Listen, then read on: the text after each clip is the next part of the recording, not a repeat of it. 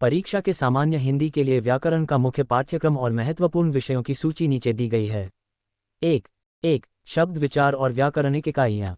संज्ञा, सर्वनाम, विशेषण, क्रिया और अव्यय, इनके भेद और प्रयोग। संधि और समास, संधि विच्छेद और सामासिक पदों का विग्रह। उपसर्ग और प्रत्यय, शब्दों की संरचना। 2. शब्द भंडार, पर्यायवाची शब्द सिनोनिम्स, विलोम शब्द एंटोनिम्स, तद्भव, तत्सम, देशज और विदेशी शब्द, अनेकार्थी शब्द और वाक्यांश के लिए एक शब्द। 3. वाक्य और व्याकरणिक शुद्धता, वाक्य शुद्धि, लिंग, वचन, कारक और वर्तनी की अशुद्धियों को सुधारना। मुहावरे और लोकोक्तियाँ, उनका अर्थ और वाक्य में प्रयोग। कारक और विभक्ति। 4. अन्य महत्वपूर्ण विषय, विराम चिन्हों का प्रयोग, काल, टेंस और वाच्य, वॉइस, अलंकार और रस, आधारभूत जानकारी। हिंदी व्याकरण के अंतर्गत इन 5 प्रमुख व्याकरणिक इकाइयों को विकारी और अविकारी शब्दों के रूप में जाना जाता है।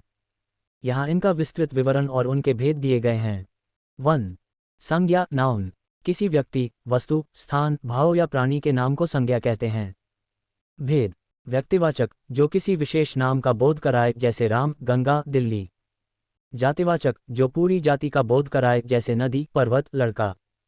भाववाचक, जो गुण, दोष या अवस्था का बोध कराए, जैसे बचपन, मिठास, क्रोध। समूहवाचक, जो समूह का बोध कराए, जैसे कक्षा, सेना, भीड़। द्रव्यवाचक, जो नाप तौल वाली वस्तुओं का बोध कराए, जैसे सोना, पानी, तेल। प्रयोग, राम व्यक्तिवाचक स्कूल जा रहा है। 2. सर्वनाम, प्रोनाउन, संज्ञा के स्थान पर प्रयुक्त होने वाले शब्दों को सर्वनाम कहते हैं। भेद, पुरुषवाचक, वक्ता, श्रोता या अन्य के लिए मैं, तुम, वह। निश्चयवाचक, किसी निश्चित वस्तु या व्यक्ति के लिए ये, वह। अनिश्चयवाचक, जहां निश्चितता न हो, कोई, कुछ। संबंधवाचक, जो दो वाक्यों के बीच संबंध जोड़े, जो, सो, जिसकी, उसकी। प्रश्नवाचक, प्रश्न पूछने के लिए कौन, क्या। निजवाचक, स्वयं के लिए प्रयोग, अपना, खुद, स्वयं। प्रयोग, वह पुरुषवाचक अपना निजवाचक काम कर रहा है। 3. विशेषण, एडजेक्टिव, संज्ञा या सर्वनाम की विशेषता बताने वाले शब्दों को विशेषण कहते हैं। भेद, गुणवाचक, रूप, रंग, आकार, गुण बताना, काला, सुंदर, ईमानदार। संख्यावाचक, संख्या का बोध, 2, 4, कई, पहला। परिमाणवाचक, मात्रा या तौल का बोध, 2 किलो, थोड़ा, बहुत। सार्वनामिक, जब सर्वनाम शब्द विशेषण की तरह प्रयुक्त हो, ये घर, वह लड़का। प्रयोग, रमेश एक बुद्धिमान गुणवाचक लड़का है। 4. क्रिया, वर्ब, जिस शब्द से किसी कार्य के होने या करने का बोध हो, उसे क्रिया कहते हैं। भेद, कर्म के आधार पर। अकर्मक क्रिया, जिसमें कर्म नहीं होता, जैसे वह सोता है, पक्षी उड़ते हैं। सकर्मक क्रिया, जिसमें कर्म होता है, जैसे वह आम खाता है, यहाँ आम कर्म है। संरचना के आधार पर, संयुक्त क्रिया, प्रेरणार्थक क्रिया, करवाना, नामधातु क्रिया। प्रयोग, बच्चा खेल क्रिया रहा है। 5. अव्यय, इंडिक्लाइनेबल, एडवर्ब, वे शब्द जिनमें लिंग, वचन या कारक के कारण कोई परिवर्तन नहीं होता, उन्हें अव्यय या अविकारी शब्द कहते हैं। भेद, क्रिया विशेषण, क्रिया की विशेषता बताने वाले, धीरे धीरे, आज, यहाँ। संबंध बोधक, संज्ञा, सर्वनाम का अन्य शब्दों से संबंध बताने वाले, के बिना, के ऊपर, के साथ। समुच्चय बोधक, दो शब्दों या वाक्यों को जोड़ने वाले, और, किंतु, परंतु, इसलिए। विस्मयादिबोधक, हर्ष, शोक, आश्चर्य प्रकट करने वाले, अरे, वाह, उफ। निपात, किसी बात पर अतिरिक्त बल देने के लिए, की, भी, तक। प्रयोग, कछुआ धीरे धीरे क्रिया विशेषण चलता है। संधि का अर्थ होता है मेल या जोड़। जब दो निकटवर्ती वर्ण, लेटर्स, आपस में मिलते हैं और उनके मिलने से जो विकार यानी परिवर्तन उत्पन्न होता है, उसे ही संधि कहते हैं। हिंदी व्याकरण में संधि के मुख्य 3 प्रकार होते हैं, स्वर संधि, व्यंजन संधि और विसर्ग संधि। इनका विस्तृत विवरण नीचे दिया गया है। 1. स्वर संधि, वावल जंक्शन, जब दो स्वर आपस में मिलते हैं और उनमें जो परिवर्तन होता है, उसे स्वर संधि कहते हैं। इसके 5 प्रमुख उपभेद हैं। दीर्घ संधि, जब दो समान स्वर ह्रस्व या दीर्घ आपस में मिलते हैं, तो वे दीर्घ हो जाते हैं।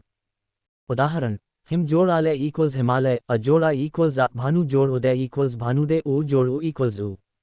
गुण संधि, जब अ या आ के बाद ई उ या री आए, तो वे क्रमशः ए, ओ और अर् में बदल जाते हैं।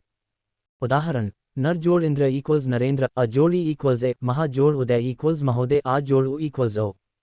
वृद्धि संधि, जब अ या आ के बाद ए आए तो ए हो जाता है, और यदि ओ आए तो औ हो जाता है। उदाहरण, एक जोड़ एक इक्वल्स एक अ जोड़ ए इक्वल्स ए, वन जोड़ औषधि इक्वल्स वनौषधि अ जोड़ ओ इक्वल्स औ। यण संधि, जब ई उ या री के बाद कोई भिन्न स्वर आए तो ई का य उ का व और री का र हो जाता है। उदाहरण, इति जोड़ आदि इक्वल्स इत्यादि, ई जोड़ आई इक्वल्स या अनु जोड़ आई इक्वल्स अन्वय उ जोड़ आई इक्वल्स व। अयादे संधि, जब ए ओ के बाद कोई अन्य स्वर आए तो ए का ए का आए, ओ का अव और ओ का अव हो जाता है। उदाहरण, ने जोड़ अन इक्वल्स नयन, पौ जोड़ अक इक्वल्स पावक। 2. व्यंजन संधि, कॉन्सोनेंट जंक्शन, जब किसी व्यंजन का मेल किसी स्वर या व्यंजन से होता है तो जो परिवर्तन आता है उसे व्यंजन संधि कहते हैं। इसके कुछ प्रमुख नियम इस प्रकार हैं। वर्ग के पहले वर्ण का तीसरे में परिवर्तन, यदि किसी वर्ग के पहले वर्ण क, च, ट, त, प का मेल किसी स्वर या तीसरे चौथे वर्ण से हो तो वह अपने ही वर्ग के तीसरे वर्ण में बदल जाता है। उदाहरण, दिग जोड़ अंबर इक्वल्स दिगंबर, कग सद जोड़ आचार इक्वल्स सदाचार तद। त संबंधी नियम, यदि त के बाद च छ हो तो त का च हो जाता है, यदि ल हो तो त का ल हो जाता है। उदाहरण, उत जोड़ चारण इक्वल्स उच्चारण, उत जोड़ लास इक्वल्स उल्लास। अनुस्वार नियम, यदि म के बाद कोई भी स्पर्श व्यंजन आए तो म अनुस्वार कोष्ठक अ में बदल जाता है। उदाहरण, सम जोड़ कल्प इक्वल्स संकल्प, सम जोड़ गति इक्वल्स संगति। 3. विसर्ग संधि, विसर्गा जंक्शन, जब विसर्ग कोष्ठक अ के साथ किसी स्वर या व्यंजन का मेल होता है तब जो विकार उत्पन्न होता है उसे विसर्ग संधि कहते हैं। विसर्ग का ओ हो जाना, यदि विसर्ग से पहले अ हो और बाद में अ या किसी वर्ग का तीसरा, चौथा, पांचवां वर्ण हो। उदाहरण, मनः जोड़ हर इक्वल्स मनोहर, तपह जोड़ बल इक्वल्स तपोबल। विसर्ग का र हो जाना, यदि विसर्ग से पहले आ को छोड़कर कोई अन्य स्वर हो। उदाहरण, नी जोड़ आशा इक्वल्स निराशा, दु जोड़ बल इक्वल्स दुर्बल। विसर्ग का श स होना, यदि विसर्ग के बाद च छ हो तो श, ट ठ हो तो श और त थ हो तो स हो जाता है। उदाहरण, नहीं जोड़ चल इक्वल्स निश्चल, नमः जोड़ ते इक्वल्स नमस्ते। परीक्षा के लिए टिप, परीक्षाओं में अक्सर संधि विच्छेद शब्दों को अलग करना पूछा जाता है। अभ्यास के लिए हिमालय इत्यादि, सज्जन और मनोयोग जैसे शब्दों को जरूर देख लें। समास का शाब्दिक अर्थ होता है संक्षेप या छोटा करना। जब दो या दो से अधिक शब्द पद आपस में मिलकर एक नया और छोटा शब्द बनाते हैं तो उस प्रक्रिया को समास कहते हैं। समास में पदों के बीच की विभक्तियों या योजकों का लोप हो जाता है। समास के मुख्य 6 भेद होते हैं। इनका विस्तृत विवरण नीचे दिया गया है। 1.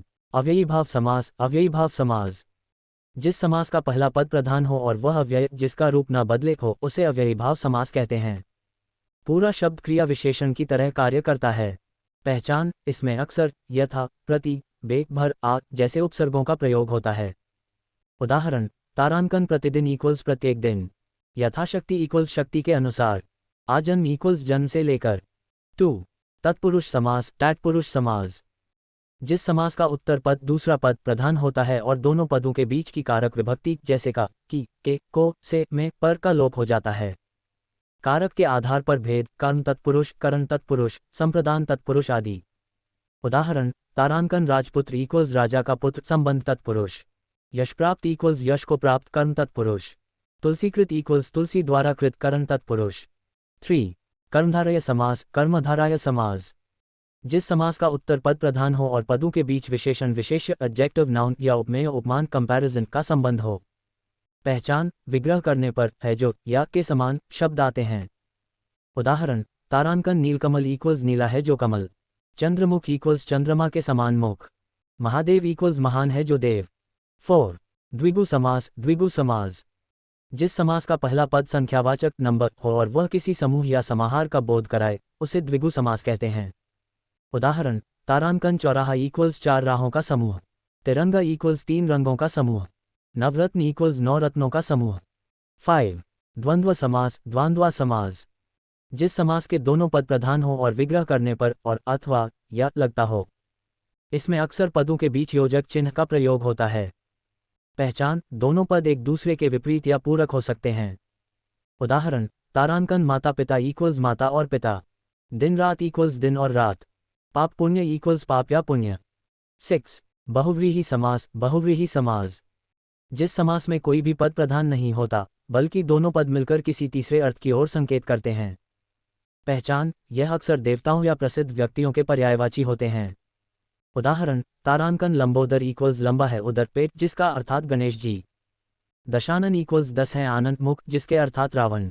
नीलकंठ इक्वल्स नीला है कंठ जिसका अर्थात शिव जी। परीक्षा के लिए विशेष ध्यान दें, कभी कभी नीलकंठ जैसे शब्द कर्मधारय नीला है जो कंठ और बहुव्रीहि शिव जी दोनों में आ सकते हैं। परीक्षा में यदि विकल्प में बहुव्रीहि हो तो उसे ही प्राथमिकता दी जाती है क्योंकि वह एक विशिष्ट अर्थ की ओर संकेत करता है। शब्दों की संरचना वर्ड फॉर्मेशन में उपसर्ग और प्रत्यय का बहुत बड़ा योगदान होता है। ये दोनों ही शब्दांश होते हैं, यानी ये पूरे शब्द नहीं होते बल्कि शब्दों के छोटे हिस्से होते हैं जो किसी मूल शब्द के साथ जुड़कर उसका अर्थ बदल देते हैं। यहाँ इनका विस्तृत विवरण दिया गया है। 1. उपसर्ग प्रीफिक्स, जो शब्दांश किसी शब्द के आदि शुरुआत में जुड़कर उसके अर्थ में विशेषता ला देते हैं या अर्थ बदल देते हैं, उन्हें उपसर्ग कहते हैं। विशेषता उपसर्ग का अपना स्वतंत्र अस्तित्व नहीं होता, ये हमेशा मूल शब्द के पहले लगते हैं। उदाहरण के लिए, हार एक मूल शब्द है, इसके पहले अलग अलग उपसर्ग लगाने से अर्थ कैसे बदलता है देखिए। प्रजोड़ हार इक्वल्स प्रहार चोट करना, आजोड़ हार इक्वल्स आहार भोजन, उपजोड़ हार इक्वल्स उपहार भेंट, विजोड़ हार इक्वल्स विहार घूमना। उपसर्गों के प्रकार, हिंदी में मुख्य रूप से 3 प्रकार के उपसर्गों का प्रयोग होता है। संस्कृत के उपसर्ग तत्सम जैसे अति अत्यंत अनु अनुशासन नी। हिंदी के उपसर्ग तद्भव जैसे अछूता अनपढ़ भरपूर अधब का। आगत विदेशी उपसर्ग उर्दू फारसी अंग्रेजी जैसे बेईमान लावारिस बदनाम सब इंस्पेक्टर। 2. प्रत्यय सफिक्स, जो शब्दांश शब्दों के अंत में जुड़कर उनके अर्थ में परिवर्तन या विशेषता लाते हैं, उन्हें प्रत्यय कहते हैं। विशेषता उपसर्ग की तरह इनका भी स्वतंत्र प्रयोग नहीं होता, ये शब्द के पीछे जुड़ते हैं। उदाहरण के लिए, लिख एक मूल शब्द है, लिख जोड़ आई इक्वल्स लिखाए, लिख जोड़ आवट इक्वल्स लिखावट। प्रत्यय के मुख्य 2 भेद होते हैं। कृत प्रत्यय कृत प्रत्यय जो प्रत्यय क्रिया या धातु के अंत में लगते हैं, उन्हें कृत प्रत्यय कहते हैं। इनसे बने शब्दों को कृदंत कहा जाता है। उदाहरण, पर क्रिया जोड़ अकु इक्वल्स पढ़ाकू, तैर क्रिया जोड़ आक इक्वल्स तैराक, झूल क्रिया जोड़ा इक्वल्स झूला। ख तद्धित प्रत्यय टैडित प्रत्यय जो प्रत्यय संज्ञा सर्वनाम या विशेषण के अंत में लगते हैं, उन्हें तद्धित प्रत्यय कहते हैं। उदाहरण, मानव संज्ञा जोड़ता इक्वल्स मानवता, अपना सर्वनाम जोड़पन इक्वल्स अपनापन, मीठा विशेषण जोड़ आस इक्वल्स मिठास, लोहा संज्ञा जोड़ आर इक्वल्स लोहार। शब्दों की संरचना में इनका महत्व। किसी भी भाषा की शब्दावली बढ़ाने के लिए उपसर्ग और प्रत्यय इंजन की तरह काम करते हैं। एक ही मूल शब्द से आप कई नए शब्द बना सकते हैं। जैसे मान मूल शब्द से अब जोड़ मान उपसर्ग लगाकर बुरा अर्थ, सजोड़ मान उपसर्ग लगाकर अच्छा अर्थ, मान जोड़ इत इक्वल सम्मानित प्रत्यय लगाकर विशेषण, मान जोड़ नीय इक्वल्स माननीय प्रत्यय लगाकर आदर सूचक। परीक्षा के लिए टिप, परीक्षा में अक्सर शब्द देकर पूछा जाता है कि इसमें मूल शब्द और उपसर्ग प्रत्यय अलग कीजिए। जैसे अप्रत्यक्ष में अ उपसर्ग है, प्रति भी उपसर्ग है और अक्ष मूल शब्द है। पर्यायवाची शब्द वे शब्द होते हैं जिनके अर्थ एक समान या मिलते जुलते होते हैं। इन्हें समानार्थी शब्द भी कहा जाता है। भाषा की सुंदरता और अभिव्यक्ति को प्रभावी बनाने के लिए पर्यायवाची शब्दों का ज्ञान होना अत्यंत आवश्यक है। हिंदी व्याकरण में पर्यायवाची शब्दों को मुख्य रूप से 3 श्रेणियों में बांटा जा सकता है। पूर्ण पर्यायवाची, जहां एक शब्द के स्थान पर दूसरा शब्द रखने से वाक्य के अर्थ में कोई अंतर नहीं आता। पूर्णपूर्ण पर्यायवाची, जहां अर्थ तो समान होता है लेकिन प्रसंग के अनुसार एक शब्द की जगह दूसरा शब्द हमेशा फिट नहीं बैठता। अपूर्ण पर्यायवाची, जहां शब्दों के मूल अर्थ में सूक्ष्म अंतर होता है, जैसे जल और पानी का प्रयोग अलग अलग संदर्भों में होता है। नीचे परीक्षाओं विशेषकर BPSC-AEDO की दृष्टि से कुछ अत्यंत महत्वपूर्ण पर्यायवाची शब्दों का विस्तृत विवरण दिया गया है। 1. प्रकृति और पर्यावरण से संबंधित। आकाश नभ, गगन अंबर, व्योम शून्य अनंत। पृथ्वी धरा धरती वसुंधरा भूमि इला अचला मही। सूर्य रवि भानु भास्कर दिनकर दिवाकर आदित्य मार्तंड। चंद्रमा शशि मयंक राकेश सुधांशु हिमकर इंदु निशाकर। जल पानी नीर तोय वारी आंबु सलिल पय। अग्नि आग पावक अनल हुताशन कृशानु वहनी। वायु हवा समीर पवन अनिल मारुत वात। 2. पशु पक्षी और जीव जंतु। कमल जल्स पंकज नीरज वारिज सरोज राजीव अरविंद। हाथी गज कुंजर हस्ती मतंग द्विरिद करी। घोड़ा अश्व हय तुरंग बाजी घोटक सैंधव। सिंह, शेर, केसरी, वनराज, मृगराज, नाहर, शार्दूल। पक्षी, खग, विहग, पखेरु, नभचर, द्विज, अंडज। 3. देवी देवता और मनुष्य, गणेश, लंबोदर, गजानन, विनायक, एकदंत, गणपति, मोदकप्रिय। शिव, महादेव, नीलकंठ, त्रिलोचन, शंभु, पशुपति, चंद्रशेखर। ईश्वर, परमात्मा, प्रभु, जगदीश, अगम, अचर, जगन्नाथ। स्त्री, नारी, महिला, वनिता, ललना, कामिनी, रमणी।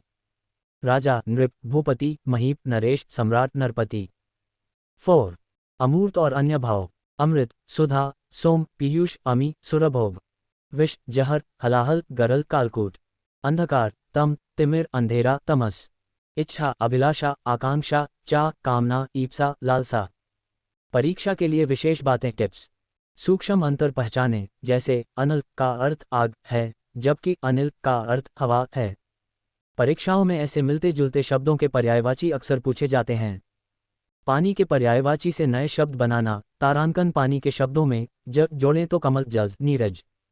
पानी के शब्दों में द जोड़ें तो बादल, जलद, नीरद।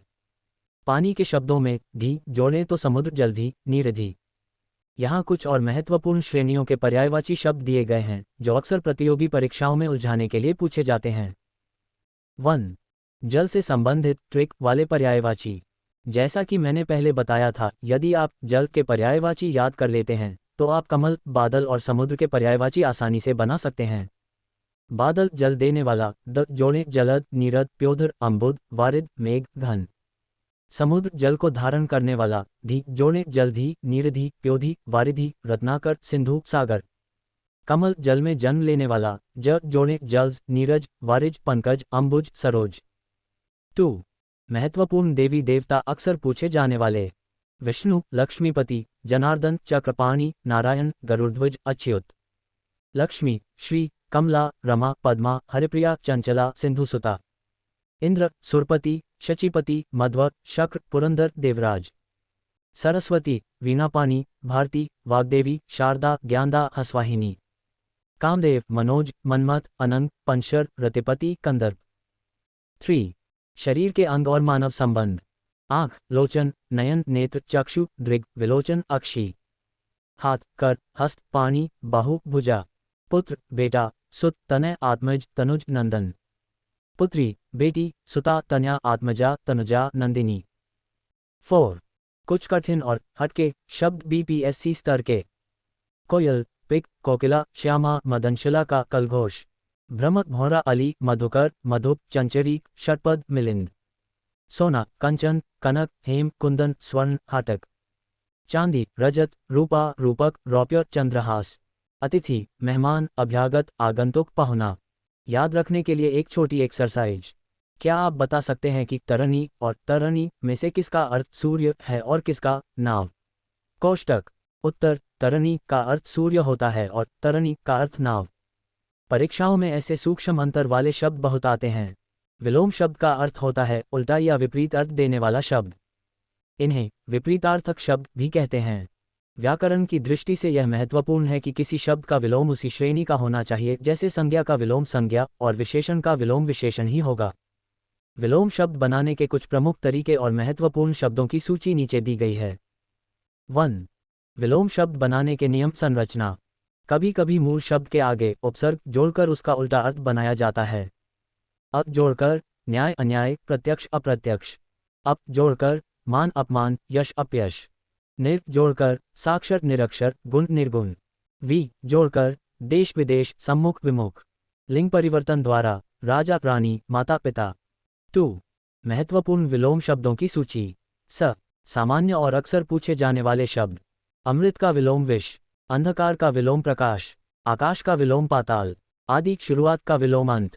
इच्छा का विलोम अनिच्छा। उच्च स्तर बीपीएससी एईडीओ के लिए महत्वपूर्ण। अतिवृष्टि, बहुत वर्षा, अनावृष्टि, बिल्कुल वर्षा न होना।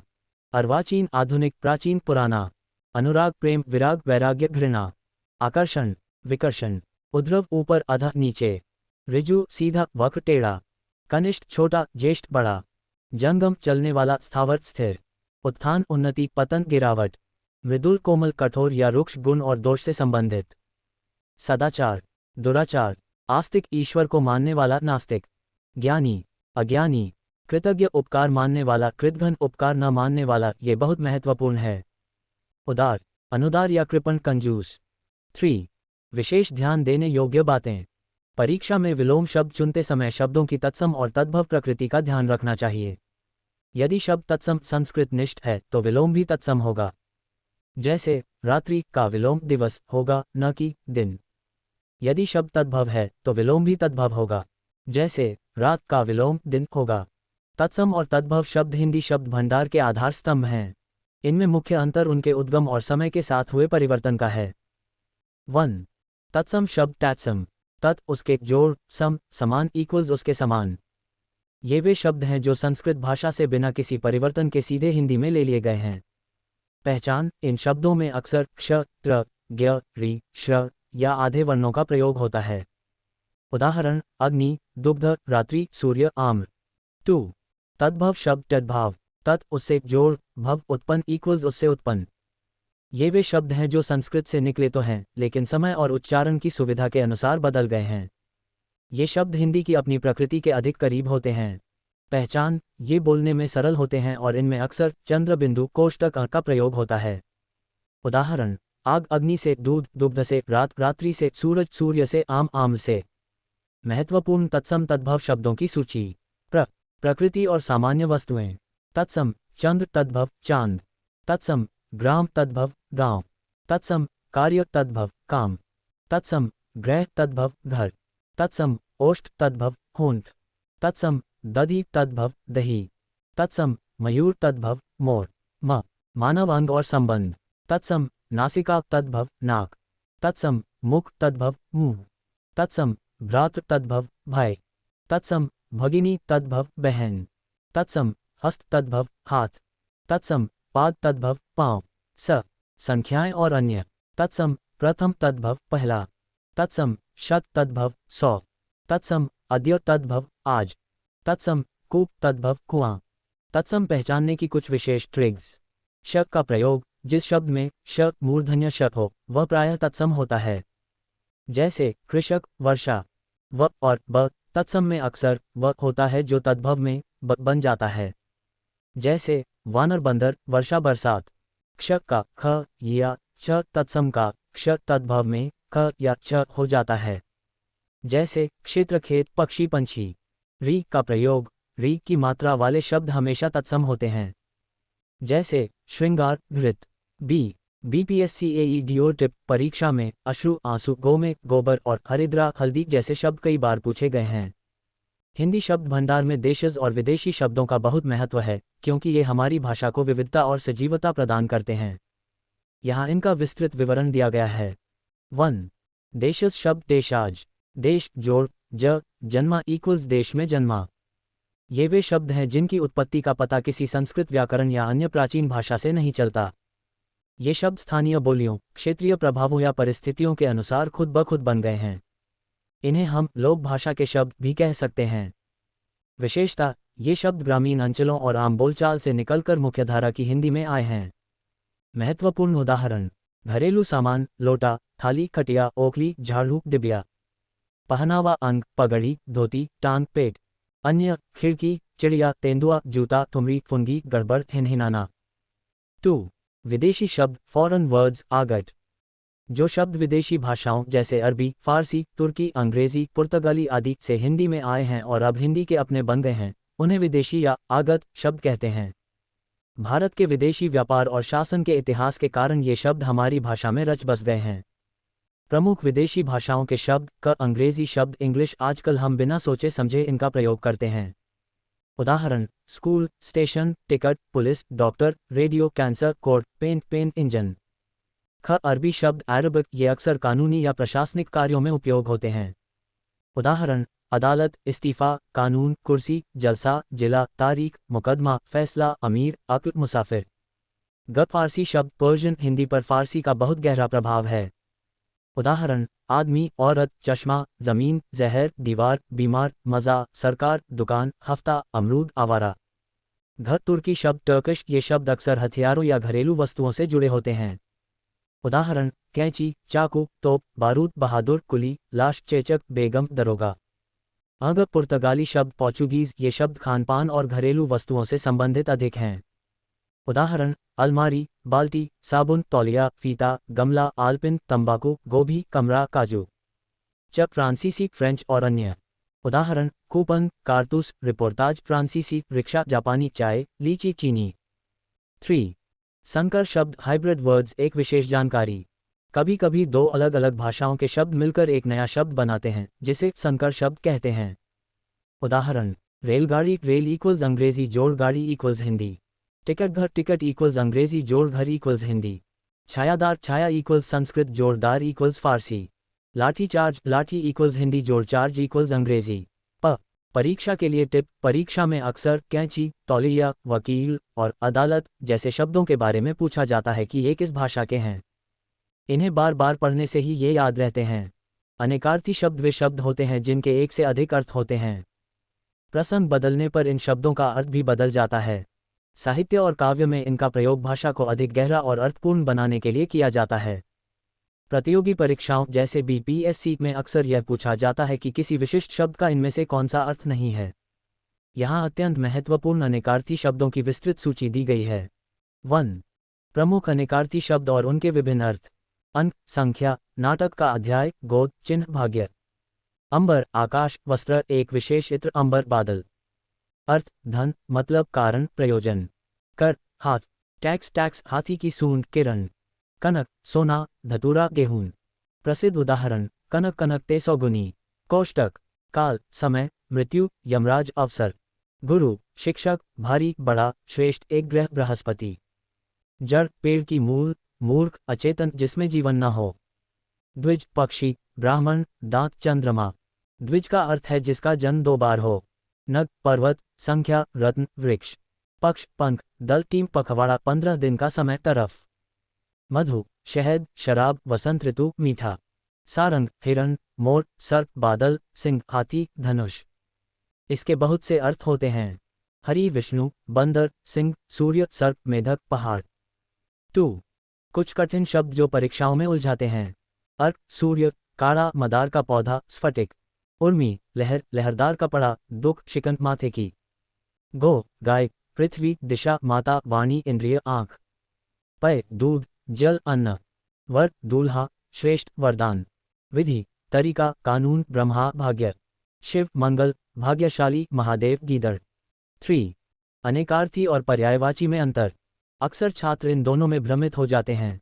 पर्यायवाची, एक ही अर्थ के लिए अलग अलग शब्द, जैसे जल, नीर, वारी। अनेकार्थी, एक ही शब्द के अलग अलग संदर्भों में अलग अलग अर्थ, जैसे कर का अर्थ हाथ भी है और टैक्स भी। अभ्यास के लिए एक उदाहरण। वाक्य देखिए, उसे अंक में भरकर मां ने अंक सुधारने की सलाह दी। यहाँ पहले अंक का अर्थ गोद है और दूसरे अंक का अर्थ परीक्षा के नंबर है। वाक्यांश के लिए एक शब्द वन वर्ड सब्स्टिट्यूशन भाषा को संक्षिप्त, सुंदर और प्रभावशाली बनाने का एक महत्वपूर्ण साधन है। लंबी बात को एक शब्द में कह देना ही इसकी विशेषता है। बीपीएससी, एईडीओ और अन्य प्रतियोगी परीक्षाओं की दृष्टि से महत्वपूर्ण शब्दों को श्रेणियों में बांटकर नीचे दिया गया है। 1. समय और स्थिति से संबंधित। जो पहले कभी न हुआ हो, अभूतपूर्व। जिसकी कल्पना न की जा सके, अकल्पनीय। जो बीत चुका हो, अतीत। दोपहर के बाद का समय, अपराह्न। दोपहर के पहले का समय, पूर्वाह्न। जो भविष्य में आने वाला हो, आगामी। 2. ईश्वर और धर्म से संबंधित। जो ईश्वर में विश्वास रखता हो, आस्तिक। जो ईश्वर में विश्वास न रखता हो, नास्तिक। जिसका कोई आकार न हो, निराकार। जो सब कुछ जानता हो, सर्वज्ञ। जो हर जगह व्याप्त हो, सर्वव्यापी। समान धर्म का पालन करने वाला, सधर्मी। 3. संबंध और विशेषता से संबंधित। जिसका कोई शत्रु न जन्मा हो, अजातशत्रु। जिसकी उपमा न दी जा सके, अनुपम। जो उपकार को मानता हो, कृतज्ञ। जो उपकार को न मानता हो, कृतघ्न। जिसका वर्णन न किया जा सके, अवर्णनीय।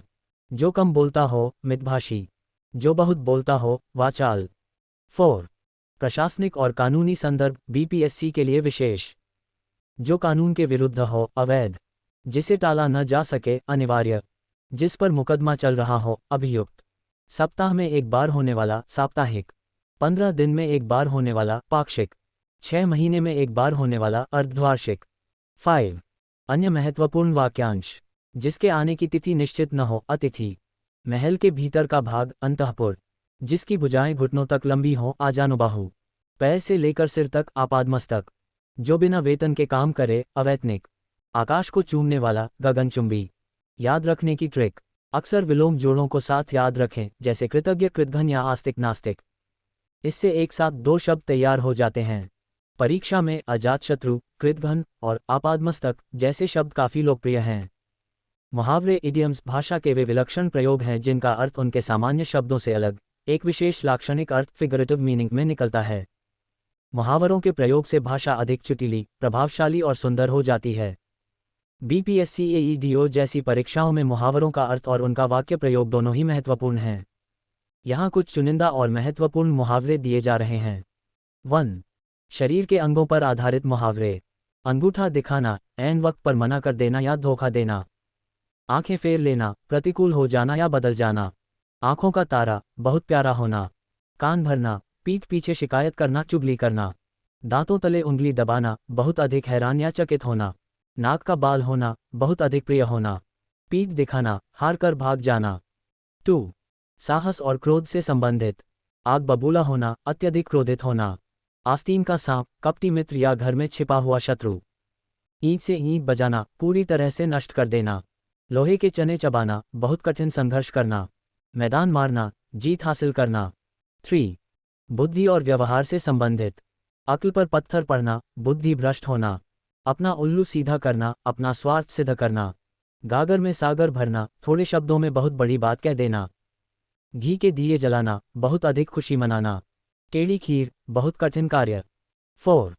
बीपीएससी परीक्षा की दृष्टि से विशेष मुहावरे। कलम तोड़ना, बहुत सुंदर या बढ़िया लिखना। कलेजा ठंडा होना, संतोष मिलना या मन को शांति मिलना। हवा से बातें करना, बहुत तेज भागना। पहाड़ टूटना, भारी विपत्ति आना। 9-2-11 होना, भाग जाना। मुहावरे और लोकोक्ति प्रोवर्ब्स में अंतर।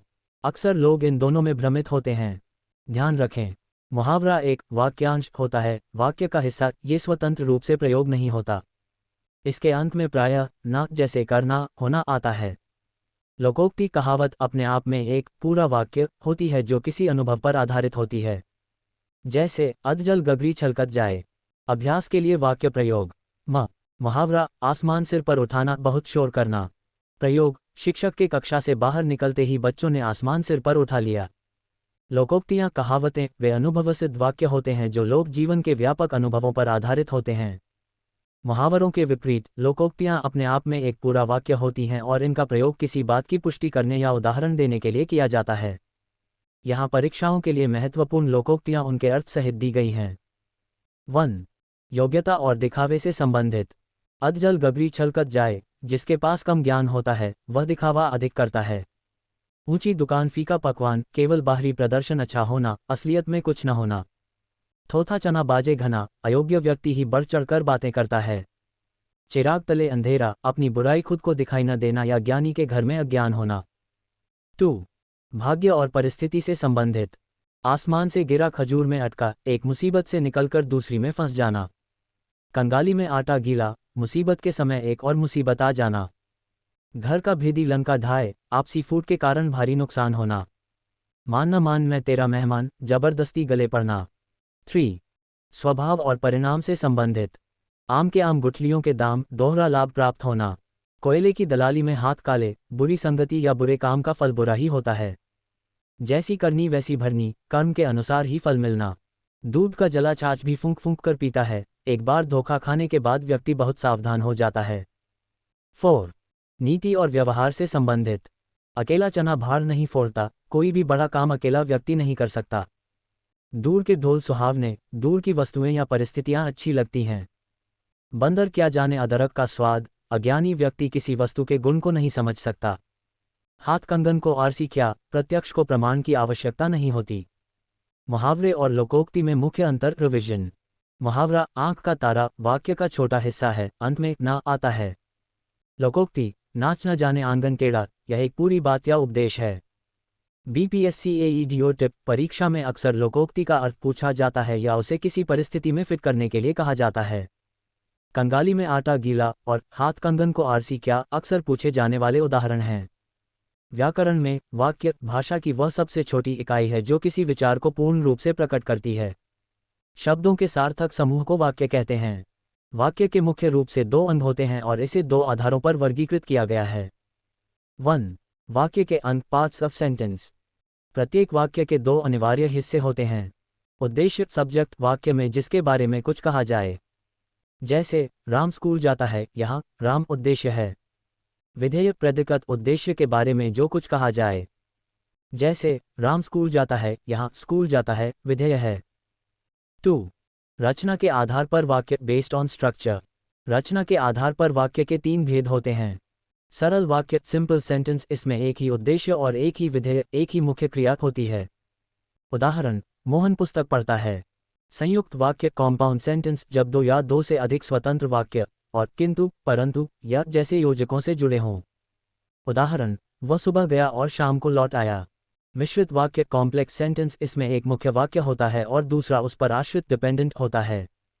ये कि, जो, सो, यदि, तो से जुड़े होते हैं। उदाहरण, शिक्षक ने कहा कि कल छुट्टी रहेगी। 3. अर्थ के आधार पर वाक्य बेस्ड ऑन मीनिंग। अर्थ के आधार पर वाक्य के 8 भेद होते हैं। विधानवाचक असर्टिव सामान्य सूचना देना। जैसे सूर्य पूर्व से निकलता है। निषेधवाचक नेगेटिव कार्य न होने का बोध। जैसे आज वर्षा नहीं होगी। प्रश्नवाचक इंटरोगेटिव प्रश्न पूछना। जैसे आपका नाम क्या है। आज्ञावाचक इम्पेरेटिव आज्ञा, प्रार्थना या उपदेश। जैसे चुप रहो। विस्मयादिवाचक एक्सक्लेमेटरी आश्चर्य, शोक, हर्ष। जैसे वाह क्या दृश्य है। इच्छावाचक ऑप्टेटिव इच्छा या आशीर्वाद। जैसे आपकी यात्रा मंगलमय हो। संदेहवाचक डाउटफुल संभावना या शक। जैसे शायद आज धूप निकले। संकेतवाचक कंडीशनल एक क्रिया का दूसरी पर निर्भर होना। जैसे यदि परिश्रम करोगे तो सफल हो जाओगे। 4. वाक्य शुद्धि सेंटेंस करेक्शन एग्जाम के लिए विशेष। परीक्षा में अक्सर अशुद्ध वाक्य देकर उन्हें शुद्ध करने को कहा जाता है। अशुद्धियां इन कारणों से हो सकती हैं। लिंग संबंधी, सीता गाना गा रहा है, गलत, सीता गाना गा रही है, सही। वचन संबंधी, वहां अनेकों लोग थे, गलत, वहां अनेक लोग थे, सही, अनेक खुद बहुवचन है। पदक्रम संबंधी, एक फूलों की माला लाओ, गलत, फूलों की एक माला लाओ, सही। BPSC टिप, परीक्षा में अनेकों, मेरे को और प्राण निकल गया जैसे प्रयोगों पर आधारित अशुद्धियां बहुत पूछी जाती हैं। शुद्ध, प्राण निकल गए। व्याकरणिक शुद्धता ग्रामेटिकल करेक्टनेस का अर्थ है भाषा के नियमों के अनुसार शब्दों और वाक्यों का सही प्रयोग करना। BPSC जैसी परीक्षाओं में ये भाग सबसे महत्वपूर्ण होता है क्योंकि यहाँ आपकी सूक्ष्म पकड़ की जांच की जाती है। व्याकरणिक अशुद्धियां मुख्य रूप से 5-6 प्रकार की होती हैं। आइए इन्हें विस्तार से समझते हैं। 1. लिंग संबंधी अशुद्धियां। हिंदी में संज्ञा के अनुसार ही क्रिया और विशेषण का रूप बदलता है। अक्सर लोग इसमें गलती करते हैं। अशुद्ध, रामायण एक महान ग्रंथ है, सही, लेकिन मेरी दही खट्टी है। शुद्ध, मेरा दही खट्टा है। दही पुल्लिंग है। अशुद्ध, बुद्धिमान स्त्री। शुद्ध, बुद्धिमती स्त्री। स्त्री के लिए बुद्धिमती प्रयोग होता है। 2. वचन संबंधी अशुद्धियां। वचन के प्रयोग में सबसे बड़ी गलती अनेक शब्द के साथ होती है। अशुद्ध, वहां अनेकों लोग जमा थे। शुद्ध, वहां अनेक लोग जमा थे। अनेक स्वयं बहुवचन है, इसे अनेकों लिखना गलत है। अशुद्ध, उसके प्राण निकल गया। शुद्ध, उसके प्राण निकल गए। प्राण, दर्शन, हस्ताक्षर, आंसू, ये शब्द हमेशा बहुवचन में प्रयोग होते हैं। 3. कारक केस और विभक्ति संबंधी अशुद्धियां। विभक्ति चिन्हों ने, को, से के लिए का गलत प्रयोग वाक्य का अर्थ बदल देता है। अशुद्ध, मैं कलम के साथ लिखता हूँ। शुद्ध, मैं कलम से लिखता हूँ। करण कारक। अशुद्ध, तेरे को क्या चाहिए। शुद्ध, तुझे क्या चाहिए या तुम्हें क्या चाहिए। 4. पदक्रम वर्ड ऑर्डर संबंधी अशुद्धियां। वाक्य में शब्दों का स्थान सही न होने पर वाक्य हास्यास्पद हो जाता है। अशुद्ध, एक फूलों की माला लाओ। इसका अर्थ हुआ कि माला में केवल एक फूल है। शुद्ध, फूलों की एक माला लाओ। अशुद्ध, यहाँ शुद्ध गाय का दूध मिलता है। शुद्ध, यहाँ गाय का शुद्ध दूध मिलता है। 5. शब्द अर्थ या पुनरुक्ति रिडंडेंसी संबंधी अशुद्धियां। एक ही अर्थ वाले दो शब्दों का साथ में प्रयोग करना अशुद्ध माना जाता है। अशुद्ध, वह सकुशलतापूर्वक पहुंच गया। शुद्ध, वह सकुशल पहुंच गया या वह कुशलतापूर्वक पहुंच गया। अशुद्ध, शायद आज जरूर वर्षा होगी। शुद्ध, शायद आज वर्षा होगी या आज जरूर वर्षा होगी। शायद और जरूर एक साथ नहीं आ सकते। वाक्य शुद्ध करने के कुछ गोल्डन रूल्स। क्रिया का कर्ता से मेल, यदि कर्ता के साथ ने विभक्ति है तो क्रिया कर्म के अनुसार होगी। जैसे राम ने रोटी खाई, यहाँ खाई क्रिया रोटी स्त्रीलिंग के अनुसार है। आदरार्थक प्रयोग, आदर देने के लिए हमेशा बहुवचन क्रिया का प्रयोग करें। जैसे पिताजी आ रहे हैं, न कि आ रहा है। तौबा करें, मेरे को तेरे को से दिल्ली बम्बई या हिंदी के ये शब्द मानक व्याकरण में अशुद्ध हैं। बीपीएससी के लिए एक छोटा टेस्ट, क्या आप बता सकते हैं कि उसने हाथ जोड़ा और उसने हाथ जोड़े में से कौन सा सही है?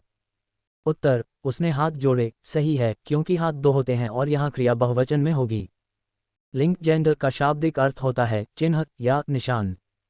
व्याकरण में जिस शब्द के रूप से यह पता चले कि वह पुरुष जाति का है या स्त्री जाति का, उसे लिंग कहते हैं। हिंदी व्याकरण में लिंग के मुख्य रूप से दो भेद होते हैं। 1.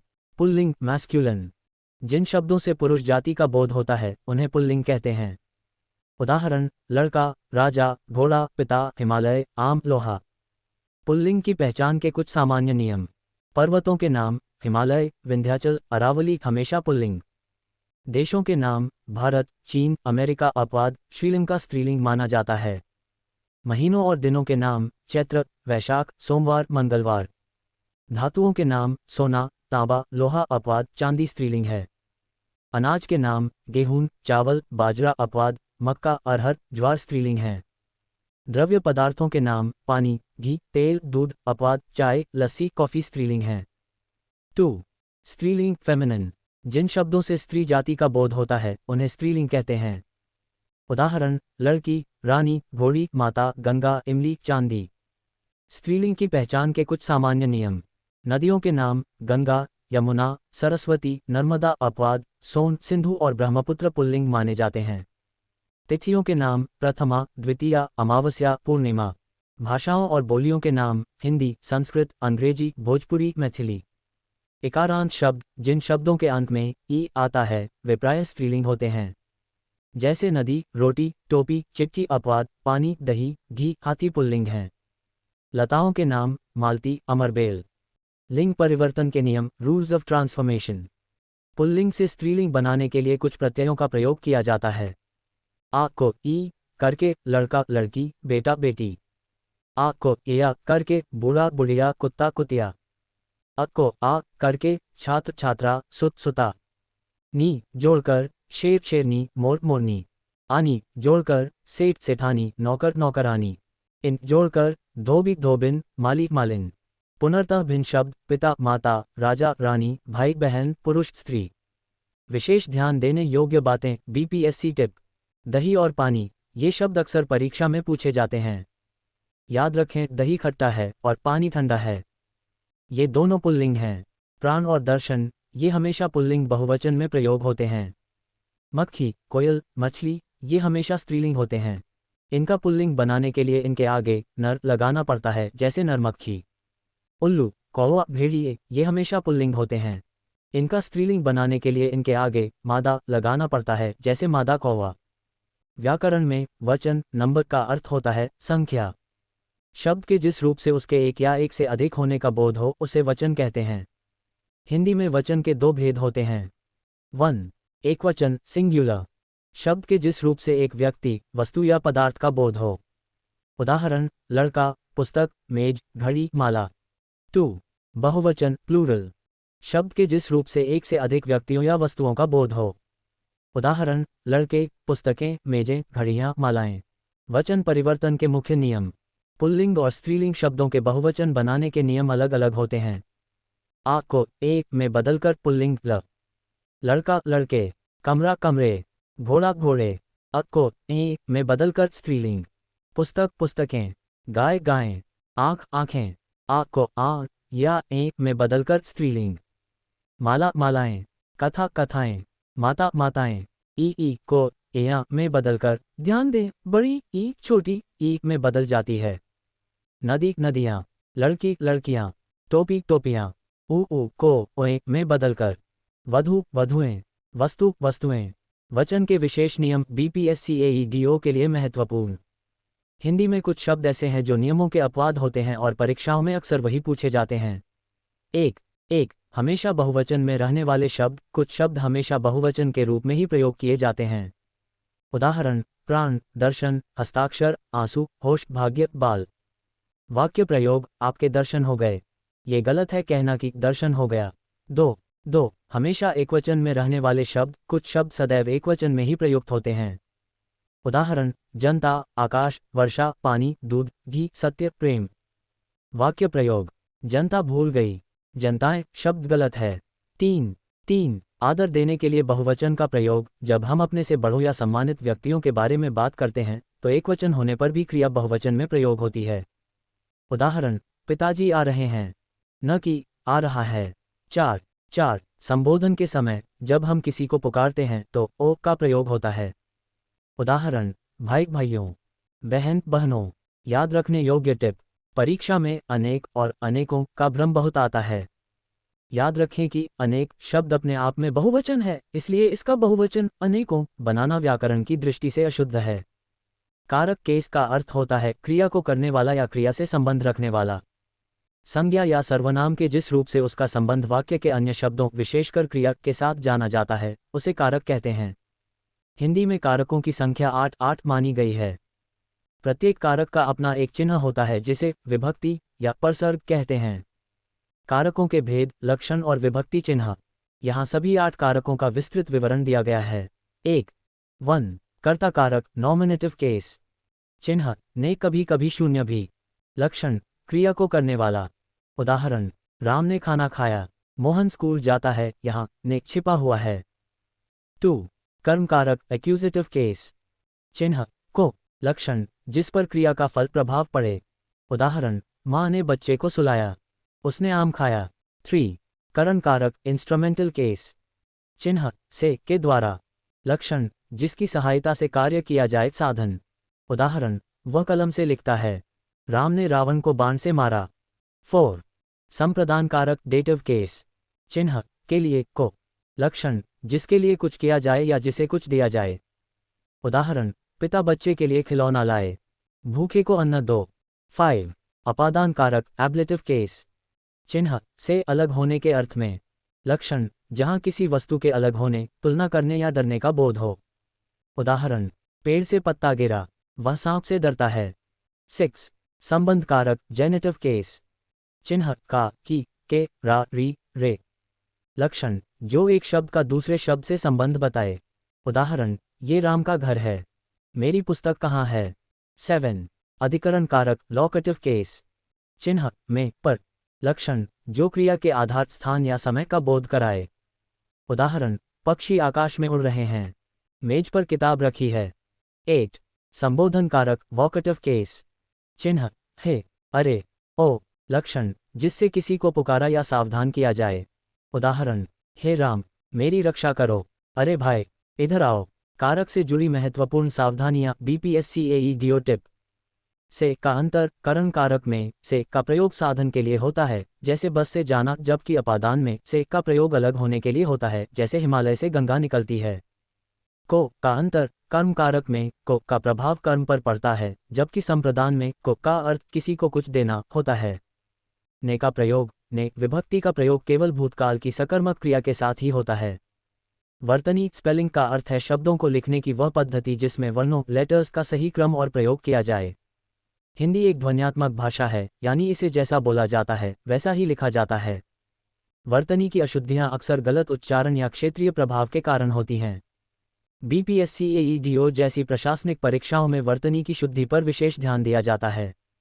यहाँ वर्तनी के मुख्य नियम और अक्सर गलत लिखे जाने वाले शब्दों की सूची दी गई है। 1 वर्तनी की अशुद्धियों के मुख्य कारण। ई और ई की मात्रा का भ्रम, लोग अक्सर श्रीमती को श्रीमती लिख देते हैं। उ और उ का प्रयोग, जैसे नूपुर में पहली मात्रा उ की और दूसरी उ की होती है। अनुस्वार कोष्टक और अनुनासिक कोष्टक का अंतर, जैसे हंस एक पक्षी और हंस हंसना क्रिया। क्ष, श, श, स का गलत प्रयोग, जैसे अभिषेक की जगह अभिषेक लिखना। री और र का अंतर, जैसे श्रृंगार को श्रृंगार लिखना सही रूप श्रृंगार है। 2 महत्वपूर्ण शब्दों की शुद्ध अशुद्ध सूची। यहाँ वे शब्द हैं जो परीक्षाओं में सबसे अधिक बार पूछे जाते हैं। अशुद्ध रूप, शुद्ध रूप, आगामी आगामी, अतिथि अतिथि, अनुग्रहीत अनुग्रहीत, री की मात्रा। आशीर्वाद आशीर्वाद र की मात्रा व पर होगी। उज्ज्वल उज्ज्वल दो आधे ज। कवित्री कवित्री ये बहुत महत्वपूर्ण है। चिन्ह चिन्ह आधा होता है न पूरा। तदोपरांत तदुपरांत। प्रदर्शनी प्रदर्शिनी गलत प्रदर्शनी सही। पूजनीय पूजनीय पूजनीय गलत है। व्यवहारिक व्यवहारिक। सन्यासी सन्यासी बिंदु और आधा न दोनों आएंगे। स्वास्थ्य स्वास्थ्य। 3 वर्तनी सुधारने के कुछ नियम। ई प्रत्यय का नियम। जब किसी शब्द में ई प्रत्यय लगता है तो शब्द का पहला वर्ण दीर्घ बड़ा हो जाता है। समाज जोड़ एक इक्वल सामाजिक। इतिहास जोड़ एक इक्वल्स ऐतिहासिक। दिन जोड़ एक इक्वल्स दैनिक। आधा र रेफ का नियम। जिस वर्ण के पहले र का उच्चारण होता है वह उसी वर्ण के ऊपर लगता है। ध जोड़ र जोड़ म इक्वल्स धर्म। आ जोड़ शी जोड़ र जोड़ व जोड़ द इक्वल्स आशीर्वाद। क्ष और छ का प्रयोग संस्कृत शब्दों में प्रायः क्ष आता है क्षेत्र नक्षत्र, जबकि तद्भव में च खेत पंछी। परीक्षा के लिए विशेष सलाह। वर्तनी शुद्ध करने का सबसे अच्छा तरीका है लिखकर अभ्यास करना। उज्ज्वल कवित्री आशीर्वाद और श्रृंगार इन 4 शब्दों को आप अभी लिखकर देख लें, क्योंकि परीक्षा में इनके आने की संभावना 90% से अधिक रहती है। वर्तनी स्पेलिंग की अशुद्धियों को सुधारने के लिए व्याकरण के कुछ खास नियमों और ध्वनियों के सूक्ष्म अंतर को समझना जरूरी है। बीपीएससी एईडीओ जैसी परीक्षाओं में शुद्ध वर्तनी का चयन करने के लिए अक्सर ऐसे शब्द दिए जाते हैं जो सुनने में एक जैसे लगते हैं पर लिखने में भिन्न होते हैं। यहाँ वर्तनी सुधारने के मुख्य नियम और महत्वपूर्ण सुधार दिए गए हैं। 1 मात्राओं संबंधी सुधार। वावल्स। सबसे अधिक गलतियां ई और ऊ के प्रयोग में होती हैं। अशुद्ध रचयिता शुद्ध रचयिता य पर छोटी ई की मात्रा। अशुद्ध परीक्षा शुद्ध परीक्षा र पर बड़ी ई की मात्रा। अशुद्ध बीमारी शुद्ध बीमारी। अशुद्ध साधु शुद्ध साधु ध पर छोटा उ। अशुद्ध नूपुर शुद्ध नूपुर ना पर उ और प पर उ। 2 र के विभिन्न रूपों का प्रयोग। र जब स्वर रहित होता है तो वह अगले वर्ण के ऊपर रेफ लग जाता है। अशुद्ध आशीर्वाद शुद्ध आशीर्वाद र का उच्चारण शी के बाद है, इसलिए वाक पर लगेगा। अशुद्ध अंतर्गत शुद्ध अंतर्गत।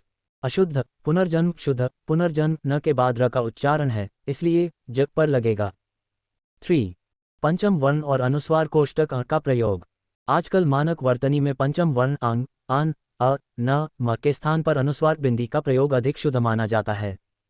अशुद्ध संबंध शुद्ध संबंध। अशुद्ध गंगा शुद्ध गंगा। अशुद्ध कंठ शुद्ध कंठ। 4 क्ष श श स का सही चुनाव। अशुद्ध आकांक्षा शुद्ध आकांक्षा क्ष का प्रयोग। अशुद्ध दोष शुद्ध दोष श का प्रयोग। अशुद्ध प्रशंसा शुद्ध प्रशंसा पहला श और दूसरा स। अशुद्ध शासन शुद्ध शासन।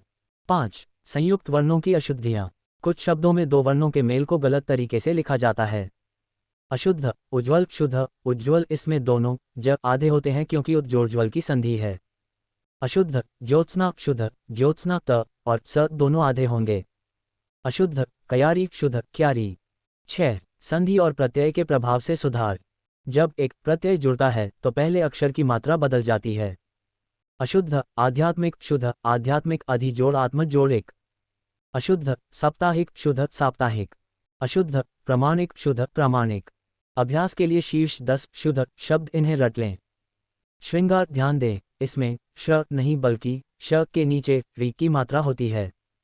कवियत्री कवि का स्त्रीलिंग सबसे अधिक पूछा जाने वाला। युधिष्ठिर। वाल्मीकि क पर छोटी ई की मात्रा।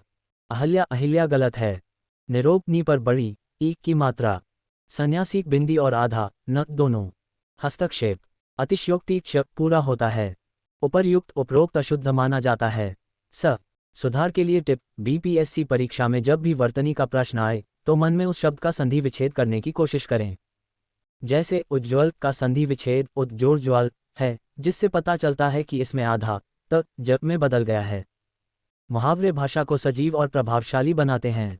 बीपीएससी एईडीओ जैसी परीक्षाओं में मुहावरों का अर्थ लिखने के साथ साथ उनका सही वाक्य प्रयोग करना भी अनिवार्य होता है। वाक्य प्रयोग ऐसा होना चाहिए जिससे मुहावरे का अर्थ स्पष्ट हो जाए। यहाँ महत्वपूर्ण मुहावरों की सूची, उनके अर्थ और सटीक वाक्य प्रयोग दिए गए हैं। 1 बुद्धि और समझ से संबंधित।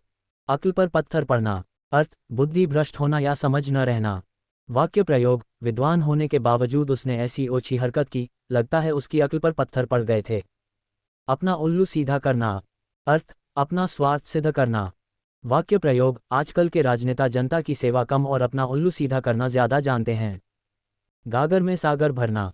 अर्थ, थोड़े शब्दों में बहुत बड़ी बात कह देना। वाक्य प्रयोग, कवि बिहारी ने अपने दोहों में गागर में सागर भर दिया है। 2. क्रोध और साहस से संबंधित। आग बबूला होना।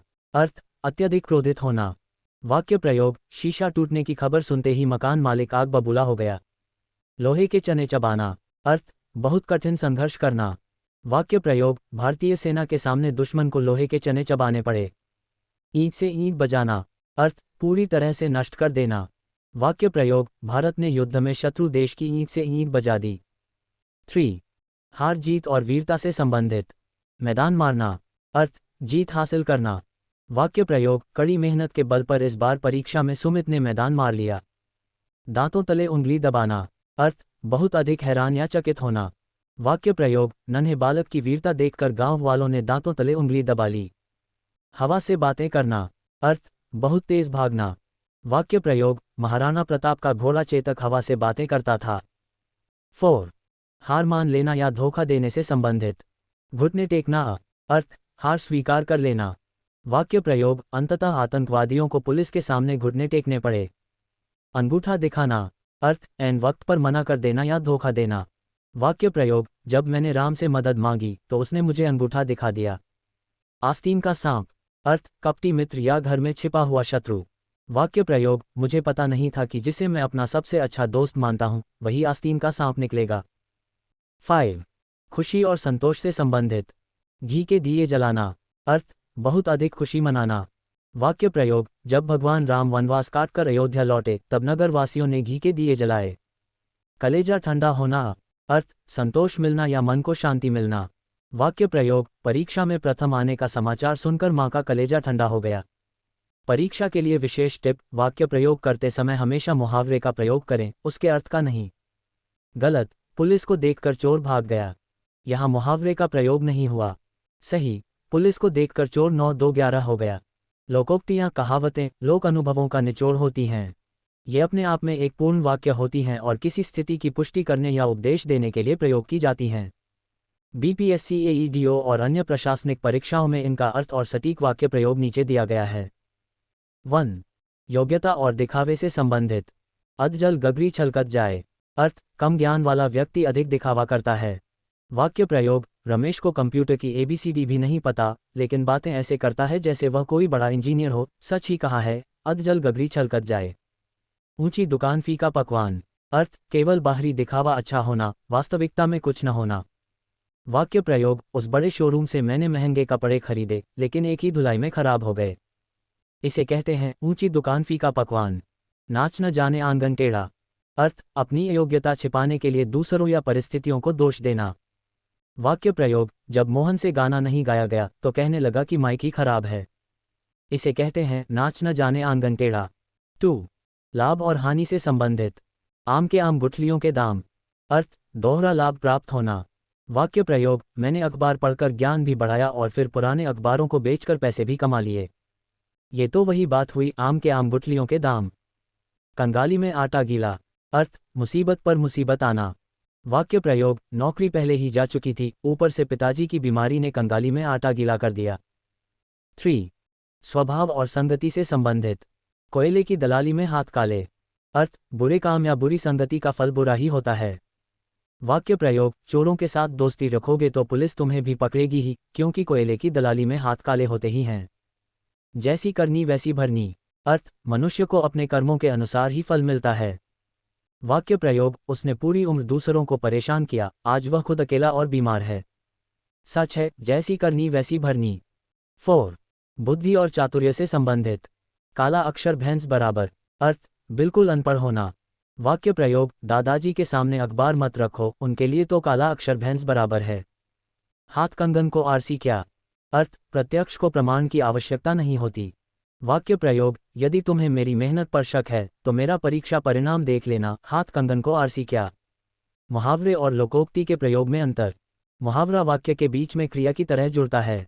जैसे, वह 9-2-11 हो गया। लोकोक्ति पूरी बात कहने के बाद अंत में एक स्वतंत्र उदाहरण के रूप में दी जाती है।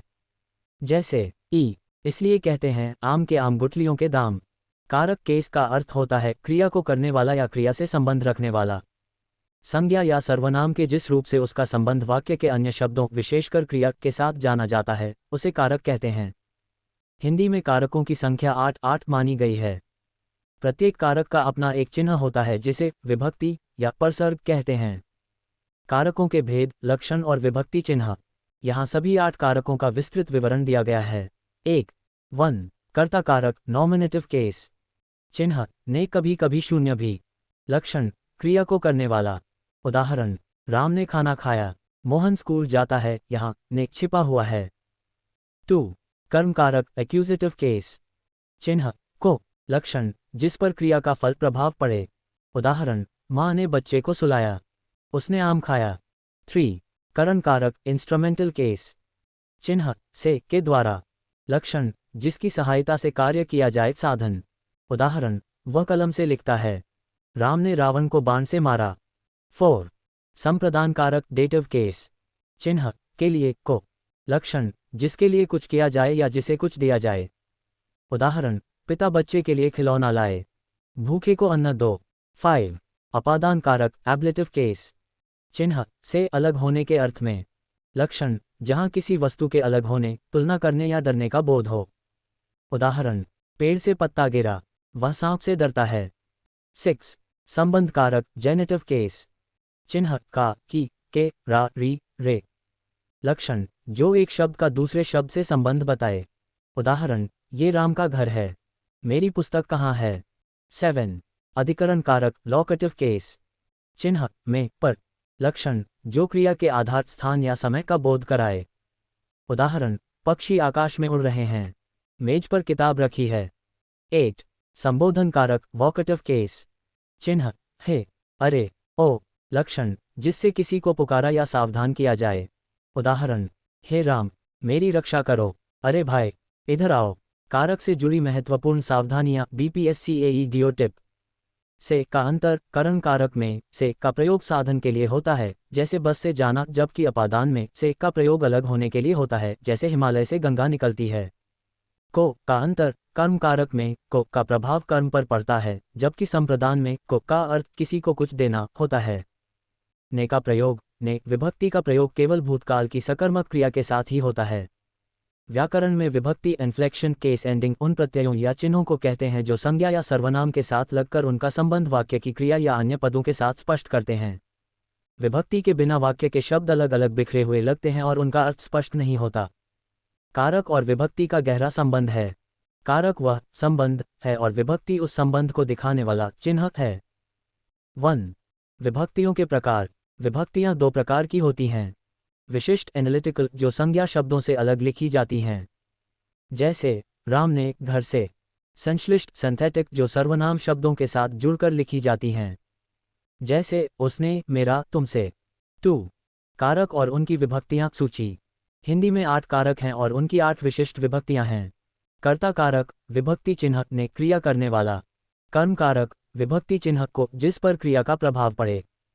करण कारक विभक्ति चिन्ह से के द्वारा क्रिया का साधन। संप्रदान कारक विभक्ति चिन्ह के लिए को जिसके लिए कार्य हो।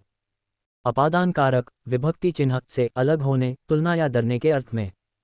संबंध कारक विभक्ति चिन्ह का, की, के 2 पदों में संबंध। अधिकरण कारक विभक्ति चिन्ह में पर क्रिया का स्थान या आधार। संबोधन कारक विभक्ति चिन्ह है, अरे, ओ, किसी को पुकारने के लिए। 3 विभक्तियों के प्रयोग में ध्यान देने योग्य बातें। बीपीएससी की वाक्य शुद्धि के लिए ये नियम बहुत महत्वपूर्ण हैं। शून्य विभक्ति कभी कभी वाक्य में विभक्ति चिन्ह छिपा रहता है, जैसे राम फल खाता है, यहाँ फल के साथ को विभक्ति छिपी हुई है। ने का प्रयोग ने विभक्ति का प्रयोग केवल भूतकाल पास्ट टेंस की सकर्मक क्रियाओं के साथ होता है। वर्तमान और भविष्य काल में इसका प्रयोग नहीं होता, जैसे राम ने खाना खाया सही है, राम ने खाना खाता है गलत है। विभक्ति और वचन बहुवचन शब्दों में जब विभक्ति लगती है तो उनका रूप बदल जाता है, जैसे लड़का का लड़कों ने, घर का घरों में। 4 कारक विभक्तियों में सूक्ष्म अंतर। करण बनाम अपादान दोनों का चिन्ह से। करण साधन मैं कलम से लिखता हूँ। कलम साधन है। अपादान अलगाव पेड़ से पत्ता गिरा। पत्ता पेड़ से अलग हो रहा है। कर्म बनाम संप्रदान दोनों का चिन्ह को।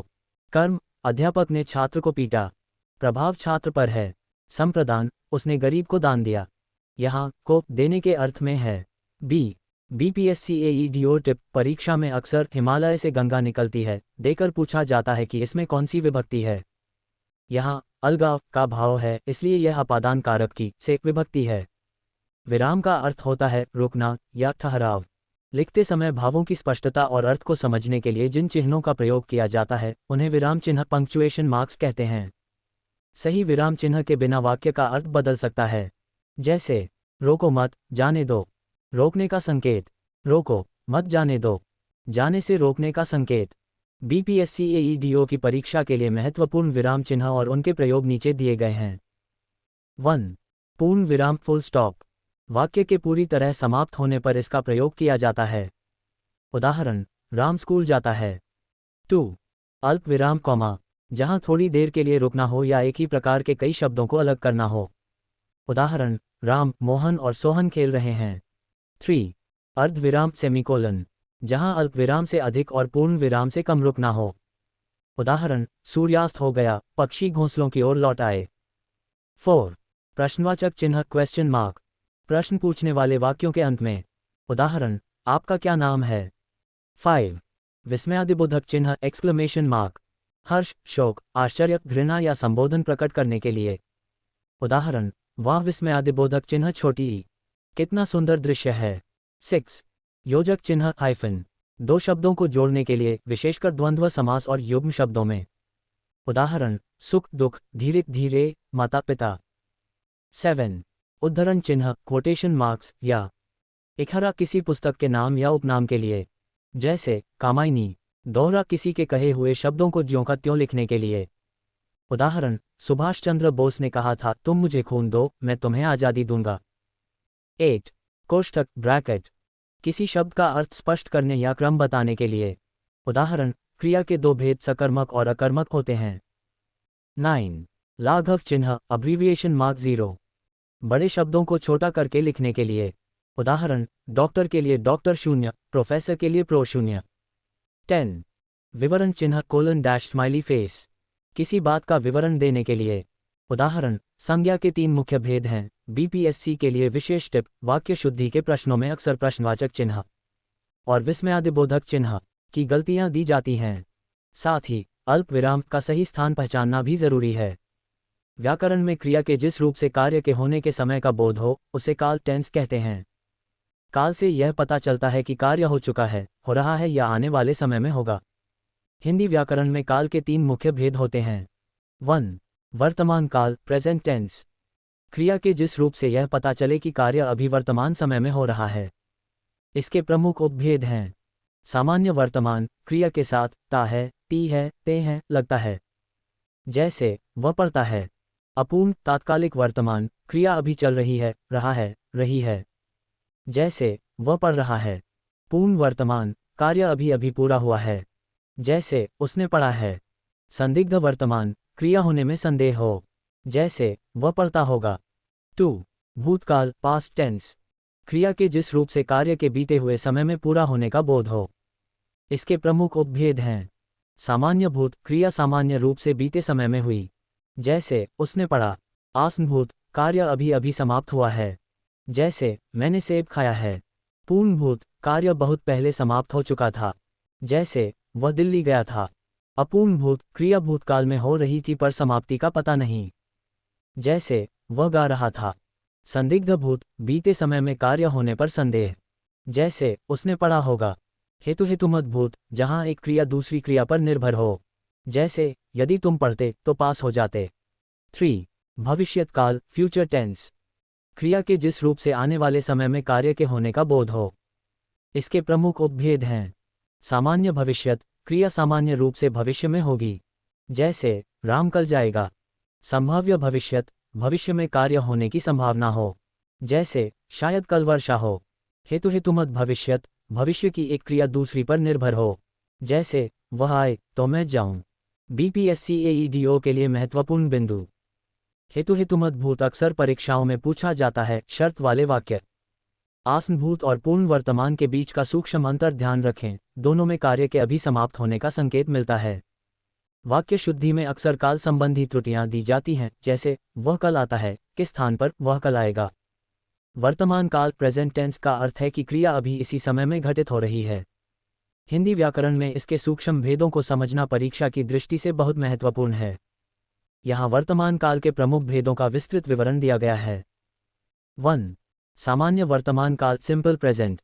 जब क्रिया वर्तमान समय में सामान्य रूप से होती है, इसकी पहचान वाक्य के अंत में ता है, ती है, ते हैं से होती है। ये स्वभाव या सार्वभौमिक सत्य यूनिवर्सल ट्रूथ बताने के लिए भी प्रयोग होता है। उदाहरण, तारांकन सूर्य पूर्व से निकलता है, वह स्कूल जाता है। 2. अपूर्ण या तात्कालिक वर्तमान काल प्रेजेंट कंटिन्यूअस। इससे ये पता चलता है कि क्रिया वर्तमान में अभी लगातार चल रही है और समाप्त नहीं हुई है। इसकी पहचान रहा है, रही है, रहे हैं से होती है। उदाहरण, तारांकन बच्चे मैदान में खेल रहे हैं, वर्षा हो रही है। 3. पूर्ण वर्तमान काल प्रेजेंट परफेक्ट। इससे पता चलता है कि कार्य वर्तमान समय में ही अभी पूरा हुआ है। उदाहरण, तारांकन उसने भोजन कर लिया है, मैं पुस्तक पढ़ चुका हूँ। 4. संदिग्ध वर्तमान काल डाउटफुल प्रेजेंट। जहाँ क्रिया के वर्तमान समय में होने पर संदेह प्रकट किया जाए। इसमें क्रिया के अंत में ता, ती, ते के साथ होगा, होगी, होंगे लगता है। उदाहरण, तारांकन वह पढ़ता होगा, शायद अभी पढ़ रहा हो, माँ खाना बना रही होगी। 5. संभाव्य वर्तमान काल प्रेजेंट सब्जंक्टिव। जहाँ वर्तमान काल की क्रिया के पूरा होने की संभावना हो। उदाहरण, तारांकन शायद वह आया हो, लगता है वह खेलता हो। बीपीएससी-एईडीओ परीक्षा के लिए विशेष टिप। परीक्षा में अक्सर संदिग्ध वर्तमान और भविष्यत काल के बीच भ्रम पैदा करने वाले वाक्य दिए जाते हैं। याद रखें, वह पढ़ता होगा, संदिग्ध वर्तमान अभी की बात हो रही है, वह कल पढ़ेगा, सामान्य भविष्यत आने वाले समय की बात। भूतकाल पास्ट टेंस क्रिया के उस रूप को कहते हैं जिससे कार्य के बीते हुए समय में होने या किए जाने का बोध होता है। हिंदी व्याकरण में भूतकाल को बहुत ही सूक्ष्मता से 6 भेदों में बांटा गया है। बीपीएससी-एईडीओ की परीक्षा के लिए इन भेदों के बीच का अंतर समझना अत्यंत आवश्यक है। 1. सामान्य भूतकाल सिंपल पास्ट। जब क्रिया बीते हुए समय में सामान्य रूप से हुई हो, लेकिन ये पता न चले कि क्रिया को समाप्त हुए कितनी देर हुई है। पहचान, वाक्य के अंत में आ, ई, ए आता है। उदाहरण, राम ने खाना खाया, वह स्कूल गया। 2. आसन भूतकाल रीसेंट पास्ट। जिस क्रिया से यह पता चले कि कार्य अभी या निकट समय में ही समाप्त हुआ है। नोट, इसकी बनावट पूर्ण वर्तमान काल जैसी ही होती है। पहचान, क्रिया के साथ है लगा होता है। उदाहरण, मैंने फल खाया है, अध्यापिका पढ़ाकर आई हैं। 3. पूर्ण भूतकाल पास्ट परफेक्ट। क्रिया के जिस रूप से यह स्पष्ट हो कि कार्य बीते समय में बहुत पहले ही समाप्त हो चुका था। पहचान, क्रिया के अंत में था, थी, थे लगा होता है। उदाहरण, अंग्रेजों ने भारत पर राज किया था, वह दिल्ली गया था। 4. अपूर्ण भूतकाल पास्ट कंटिन्यूअस। इससे ये पता चलता है कि क्रिया भूतकाल में हो रही थी, लेकिन उसकी समाप्ति का बोध नहीं होता। पहचान, रहा था, रही थी, रहे थे का प्रयोग। उदाहरण, बच्चे मैदान में खेल रहे थे, सीता गाना गा रही थी। 5. संदिग्ध भूतकाल डाउटफुल पास्ट। जहां बीते समय में कार्य के होने के बारे में संदेह हो। पहचान, क्रिया के अंत में होगा, होगी, होंगे लगता है। उदाहरण, दुकानें बंद हो चुकी होंगी, उसने गाना गाया होगा। 6. हेतुमत भूतकाल कंडीशनल पास्ट। ये सबसे महत्वपूर्ण भेद है। इसमें यह पता चलता है कि क्रिया भूतकाल में होने वाली थी, पर किसी कारणवश नहीं हो सकी। इसमें एक क्रिया दूसरी क्रिया पर निर्भर होती है। पहचान, यदि, तो वाले वाक्य। उदाहरण, यदि तुम परिश्रम करते तो सफल हो जाते, परिश्रम नहीं किया इसलिए सफल नहीं हुए। यदि वर्षा होती तो फसल अच्छी होती। बीपीएससी-एईडीओ के लिए विशेष टिप। आसनभूत जैसे वह गया है और पूर्ण वर्तमान के बीच का अंतर अक्सर पूछा जाता है। हिंदी व्याकरण में इन दोनों को प्रायः एक ही श्रेणी में रखा जाता है। हेतुमत भूत के वाक्यों को पहचानने का अभ्यास करें, क्योंकि शर्त वाले वाक्य प्रशासनिक परीक्षाओं में अनुवाद और शुद्धि के लिए बहुत आते हैं। भविष्यत काल फ्यूचर टेंस क्रिया के उस रूप को कहते हैं जिससे ये पता चलता है कि कार्य आने वाले समय में संपन्न होगा। भविष्य की योजनाओं, संभावनाओं या शर्तों को व्यक्त करने के लिए इसका प्रयोग किया जाता है। हिंदी व्याकरण में भविष्यत काल के मुख्य रूप से 3 भेद माने जाते हैं। 1.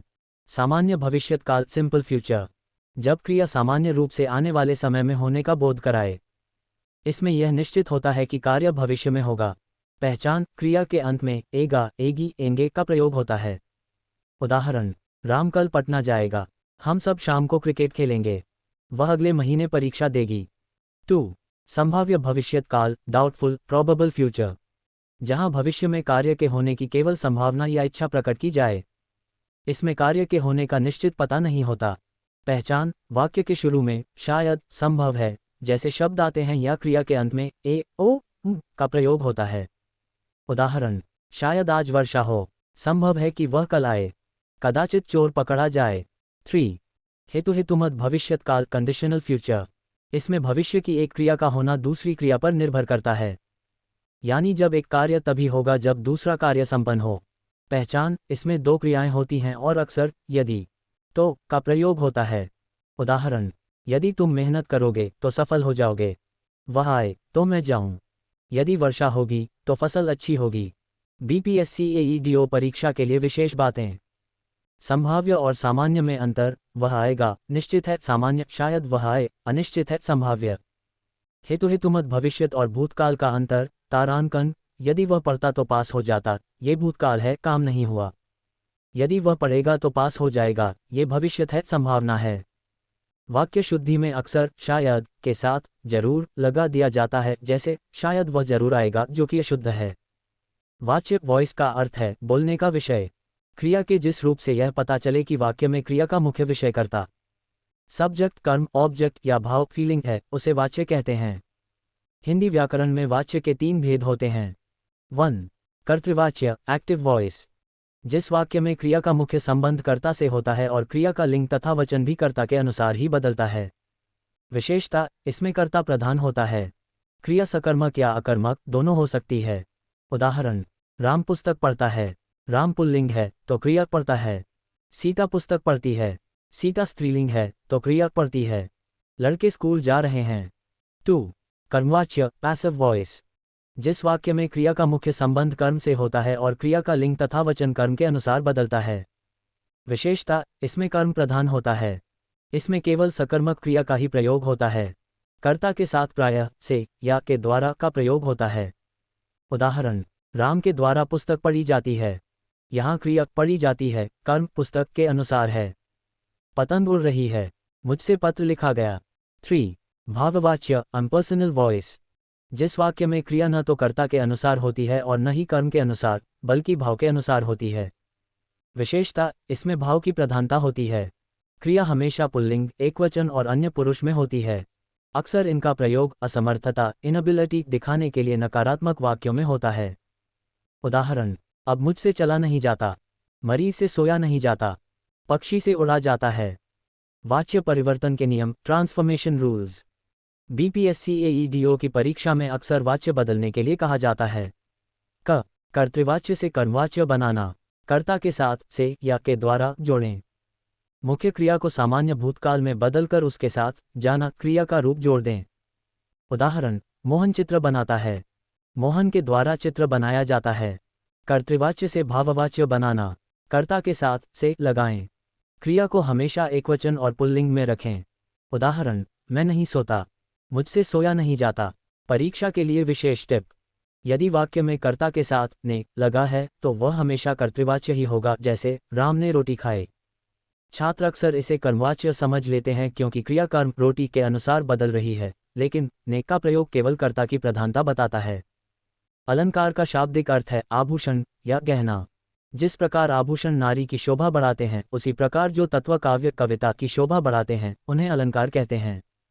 अलंकार के मुख्य रूप से 2 भेद माने जाते हैं, कहीं कहीं तीसरा भेद उभयालंकार भी मिलता है। 1.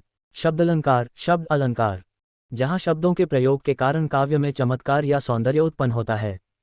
यदि उस शब्द की जगह उसका पर्यायवाची रख दिया जाए तो सौंदर्य समाप्त हो जाता है। इसके प्रमुख प्रकार, अनुप्रास अनुप्रस्थ, जहां एक ही वर्ण की आवृत्ति दोहराव बार बार हो। उदाहरण, चारु चंद्र की चंचल किरणें, च वर्ण की आवृत्ति। यमक यमक, जहां एक ही शब्द 2 या 2 से अधिक बार आए पर उसका अर्थ हर बार अलग हो। उदाहरण, कनक कनकते 100 गुनी, मादकता अधिक आए। पहला कनक इक्वल्स सोना, दूसरा कनक इक्वल्स धतूरा। श्लेष श्लेष, जहाँ शब्द एक ही बार आए पर उसके अर्थ एक से अधिक चिपके हुए हों। उदाहरण, रहीमन पानी राखिए, बिन पानी सब सून। यहाँ पानी के 3 अर्थ हैं, मनुष्य के लिए विनम्रता, मोती के लिए चमक और आटे के लिए जल। 2. अर्थालंकार, अर्थ अलंकार, जहाँ अर्थ के माध्यम से काव्य में सौंदर्य उत्पन्न होता है। यहाँ शब्द बदल देने पर भी अलंकार बना रहता है। इसके प्रमुख प्रकार: उपमा उपमा, जहाँ दो वस्तुओं की तुलना उनके समान गुण धर्म के आधार पर की जाए। इसकी पहचान सा सी से सरिस शब्दों से होती है।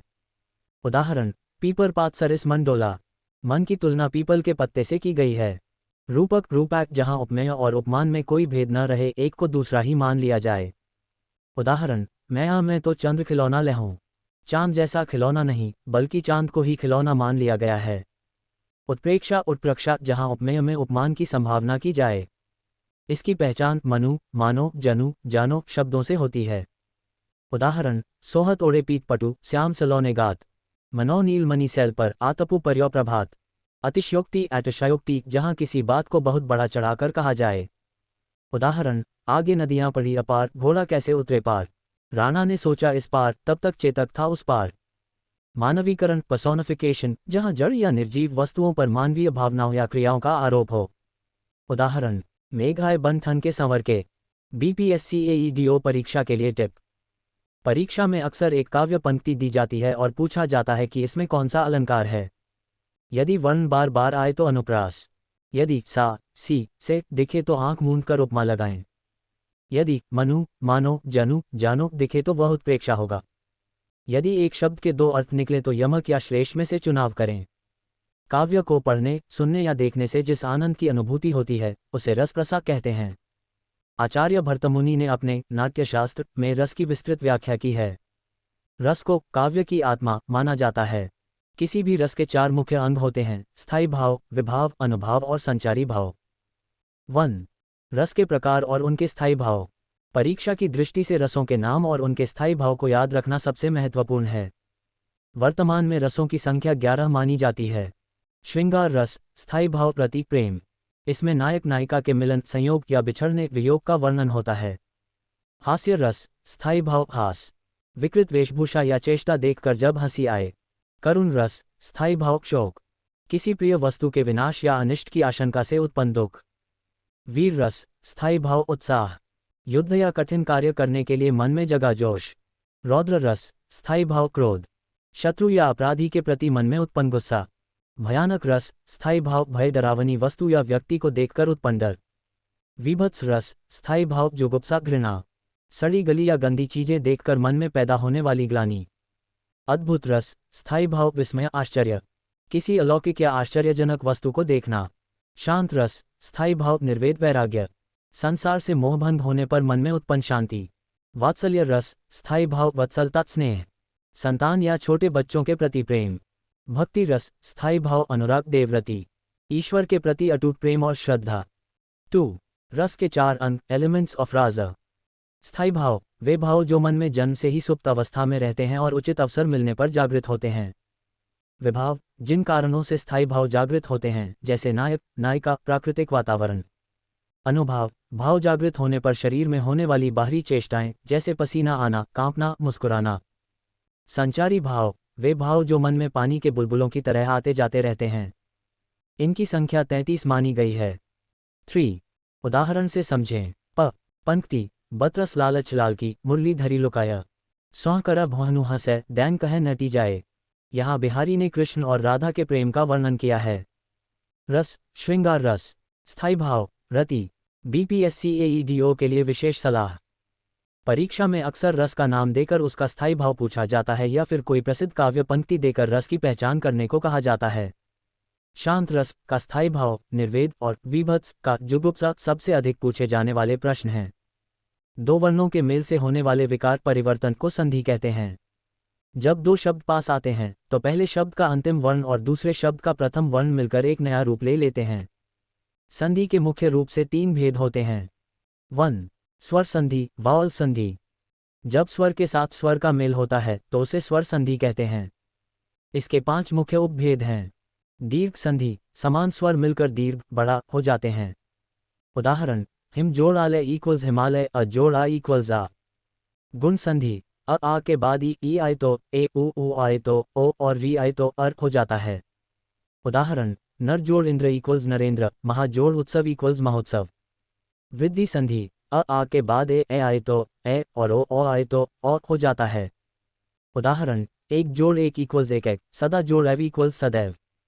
यण संधि, ई उ या री के बाद कोई भिन्न स्वर आए तो वे क्रमशः य, व और र में बदल जाते हैं।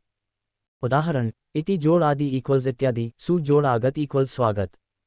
अयादे संधि, ए ओ के बाद कोई स्वर आए तो वे क्रमशः आय आव में बदल जाते हैं। उदाहरण, ने जोड़ अन इक्वल्स नयन, पौ जोड़ अक इक्वल्स पावक। 2. व्यंजन संधि, कॉन्सोनेंट संधि। व्यंजन के साथ स्वर या व्यंजन के मेल से जो परिवर्तन होता है उसे व्यंजन संधि कहते हैं। वर्ग के पहले वर्ण का तीसरे में बदलना, दिग जोड़ अंबर इक्वल्स दिगंबर कर का ग होना। त संबंधी नियम, उत जोड़ लास इक्वल्स उल्लास, तत् जोड़ लीन इक्वल्स तल्लीन। म संबंधी नियम, सम जोड़ कल्प इक्वल्स संकल्प, सम जोड़ पूर्ण इक्वल्स संपूर्ण। 3. विसर्ग संधि, विसर्गा संधि। विसर्ग के बाद स्वर या व्यंजन आने पर विसर्ग में जो विकार होता है। विसर्ग का ओ होना, मनः जोड़ हर इक्वल्स मनोहर, तपह जोड़ बल इक्वल्स तपोबल। विसर्ग का र होना, निह जोड़ धन इक्वल्स निर्धन, दु जोड़ उपयोग इक्वल्स दुरुपयोग। विसर्ग का श स होना, निह जोड़ च इक्वल्स निश्चय, नमः जोड़ ते इक्वल्स नमस्ते। बीपीएससी एईडीओ के लिए विशेष टिप। परीक्षा में इत्यादि, पावक, सज्जन और मनोहर जैसे शब्दों का संधि विच्छेद अक्सर पूछा जाता है। संधि, दो वर्णों का मेल। संधि विच्छेद, संधि किए हुए शब्दों को अलग अलग करना। दो या दो से अधिक शब्दों के मेल से जब एक नया छोटा शब्द बनता है तो उस प्रक्रिया को समास कहते हैं। इसका मुख्य उद्देश्य कम से कम शब्दों में अधिक अर्थ प्रकट करना होता है। समास होने के बाद बने शब्द को सामासिक पद या समस्त पद कहते हैं और उन्हें फिर से अलग करने की क्रिया को समास विग्रह कहा जाता है। हिंदी में समास के मुख्य छह भेद होते हैं। 1. अव्ययी भाव समास, अव्ययी भाव समास। इसमें पहला पद प्रधान और अव्यय जो कभी न बदले होता है। पूरा शब्द क्रिया विशेषण की तरह काम करता है। पहचान, शुरुआत में यथा, प्रति, आप, भर, हर जैसे शब्द आते हैं। उदाहरण, तारांकन यथाशक्ति, शक्ति के अनुसार। प्रतिदिन, प्रत्येक दिन। आजन्म, जन्म से लेकर। 2. तत्पुरुष समास, तत्पुरुष समास। इसमें दूसरा पद उत्तर पद प्रधान होता है और विग्रह करने पर कारक चिन्हों ने, को, से के लिए आदि का लोप पाया जाता है। उदाहरण, राजपुत्र, राजा का पुत्र संबंध तत्पुरुष। यज्ञशाला, यज्ञ के लिए शाला संप्रदान तत्पुरुष। पाप मुक्त, पाप से मुक्त अपादान तत्पुरुष। 3. कर्मधारय समास, कर्मधाराय समास। इसमें एक पद विशेषण और दूसरा विशेष्य होता है या एक की तुलना दूसरे से की जाती है, उपमेय उपमान। उदाहरण, नीलकमल, नीला है जो कमल। चंद्रमुख, चंद्रमा के समान मुख। महात्मा, महान है जो आत्मा। 4. द्विगु समास, द्विगु समास। इसका पहला पद संख्यावाचक नंबर होता है और यह पूरे समूह का बोध कराता है। उदाहरण, चौराहा, चार राहों का समूह। त्रिलोक, तीन लोकों का समाहार। नवरत्न, नौ रत्नों का समूह। 5. द्वंद्व समास, द्वंद्वा समास। इसमें दोनों पद प्रधान होते हैं और विग्रह करने पर और या अथवा लगता है। उदाहरण, माता पिता, माता और पिता। पाप पुण्य, पाप और पुण्य। दिन रात, दिन और रात। 6. बहुव्रीहि समास, बहुव्रीहि समास। इसमें कोई भी पद प्रधान नहीं होता बल्कि दोनों पद मिलकर किसी तीसरे अर्थ विशेष व्यक्ति या वस्तु की ओर संकेत करते हैं। उदाहरण, लंबोदर, लंबा है उदर जिसका अर्थात गणेश। दशानन, 10 है आनंद मुख जिसके अर्थात रावण। पीतांबर, पीले हैं अंबर वस्त्र जिसके अर्थात कृष्ण। बीपीएससी एईडीओ के लिए महत्वपूर्ण तुलना। कर्मधारय बनाम बहुव्रीहि, नीलकंठ में यदि अर्थ नीला गला है तो कर्मधारय, लेकिन यदि अर्थ शिव है तो बहुव्रीहि। परीक्षा में विकल्प के अनुसार चुनाव करें, हालांकि बहुव्रीहि को प्राथमिकता दी जाती है। द्विगु बनाम बहुव्रीहि, दशानन में पहला पद संख्या है, द्विगु पर यह रावण के लिए रूढ़ है, इसलिए यह बहुव्रीहि होगा। संक्षेपण, प्रेसी राइटिंग का अर्थ है किसी विस्तृत विवरण, अनुच्छेद या लेख के मुख्य भावों को कम से कम शब्दों में इस प्रकार प्रस्तुत करना कि कोई भी महत्वपूर्ण बात छूटने न पाए और मूल संदेश स्पष्ट रहे। इसे गागर में सागर भरना भी कहा जाता है। बीपीएससी जैसी परीक्षाओं में यह एक अनिवार्य हिस्सा होता है जहां आपकी विश्लेषणात्मक क्षमता की जांच की जाती है। 1. संक्षेपण के मुख्य नियम।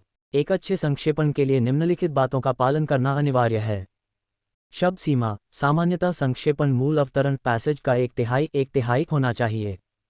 जैसे यदि मूल गद्यांश 150 शब्दों का है तो संक्षेपण लगभग 50 शब्दों में होना चाहिए। स्वयं की भाषा। संक्षेपण में मूल गद्यांश के वाक्यों को ज्यों का त्यों नहीं उतारना चाहिए, उसे अपनी सरल और स्पष्ट भाषा में लिखें। शीर्षक टाइटल। संक्षेपण का एक उपयुक्त और छोटा शीर्षक जरूर दें जो पूरे गद्यांश का प्रतिनिधित्व करता हो। अन्य पुरुष थर्ड पर्सन। संक्षेपण हमेशा अन्य पुरुष जैसे वह, वे, लेखक के अनुसार में लिखा जाना चाहिए। इसमें मैं या मेरे विचार से जैसे शब्दों का प्रयोग वर्जित है। महत्वपूर्ण बिंदुओं का चयन, उदाहरणों, मुहावरों, अलंकारों और अनावश्यक विस्तार को हटा देना चाहिए। केवल मुख्य विचारों को ही शामिल करें। 2. संक्षेपण करने की प्रक्रिया स्टेप बाय स्टेप। पठन। गद्यांश को कम से कम 2-3 बार ध्यान से पढ़ें ताकि उसका मूल भाव सेंट्रल आइडिया समझ में आ जाए। रेखांकन। पढ़ते समय महत्वपूर्ण तथ्यों, विचारों और संदेशों को रेखांकित अंडरलाइन कर लें। Rough draft. मुख्य बिंदुओं के आधार पर एक कच्चा संक्षेपण तैयार करें और शब्द गणना करें। परिष्करण। अनावश्यक शब्दों को हटाकर वाक्यों को आपस में जोड़ें ताकि प्रवाह बना रहे। अंतिम रूप। शब्द सीमा के भीतर एक प्रभावशाली संक्षेपण तैयार करें और अंत में कुल शब्द संख्या लिखें। 3. एक उदाहरण। मूल गद्यांश लगभग 60 शब्द। आज के युग में शिक्षा का अर्थ केवल किताबी ज्ञान प्राप्त करना नहीं रह गया है। शिक्षा वह है जो मनुष्य के चरित्र का निर्माण करे, उसे आत्मनिर्भर बनाए और समाज के प्रति उसके कर्तव्यों का बोध कराए। यदि शिक्षा प्राप्त करके भी व्यक्ति नैतिक रूप से गिर जाता है तो ऐसी शिक्षा का कोई मूल्य नहीं है। संक्षेपण लगभग 20 शब्द। शीर्षक। वास्तविक शिक्षा। सच्ची शिक्षा वही है जो मनुष्य को चरित्रवान, आत्मनिर्भर और कर्तव्यनिष्ठ बनाकर उसके नैतिक मूल्यों का विकास करे। 4. बीपीएससी परीक्षा के लिए विशेष सुझाव।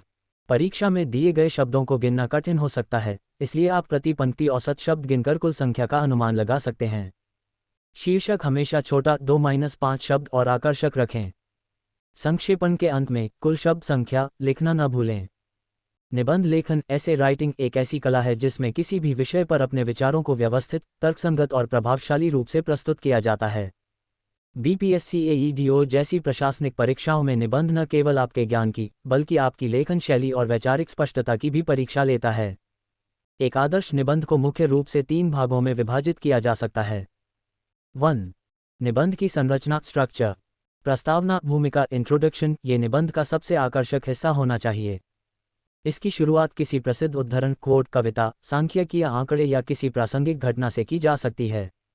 यहाँ विषय का परिचय संक्षिप्त और स्पष्ट होना चाहिए। मुख्य भाग बॉडी। यहाँ विषय का विस्तार किया जाता है। इसे अलग अलग अनुच्छेदों पैराग्राफ्स में बांटें। इसमें विषय के पक्ष विपक्ष, कारण परिणाम, वर्तमान स्थिति और चुनौतियों पर चर्चा करें। प्रत्येक पैराग्राफ एक दूसरे से जुड़ा होना चाहिए। निष्कर्ष कंक्लूजन। ये निबंध का सार है।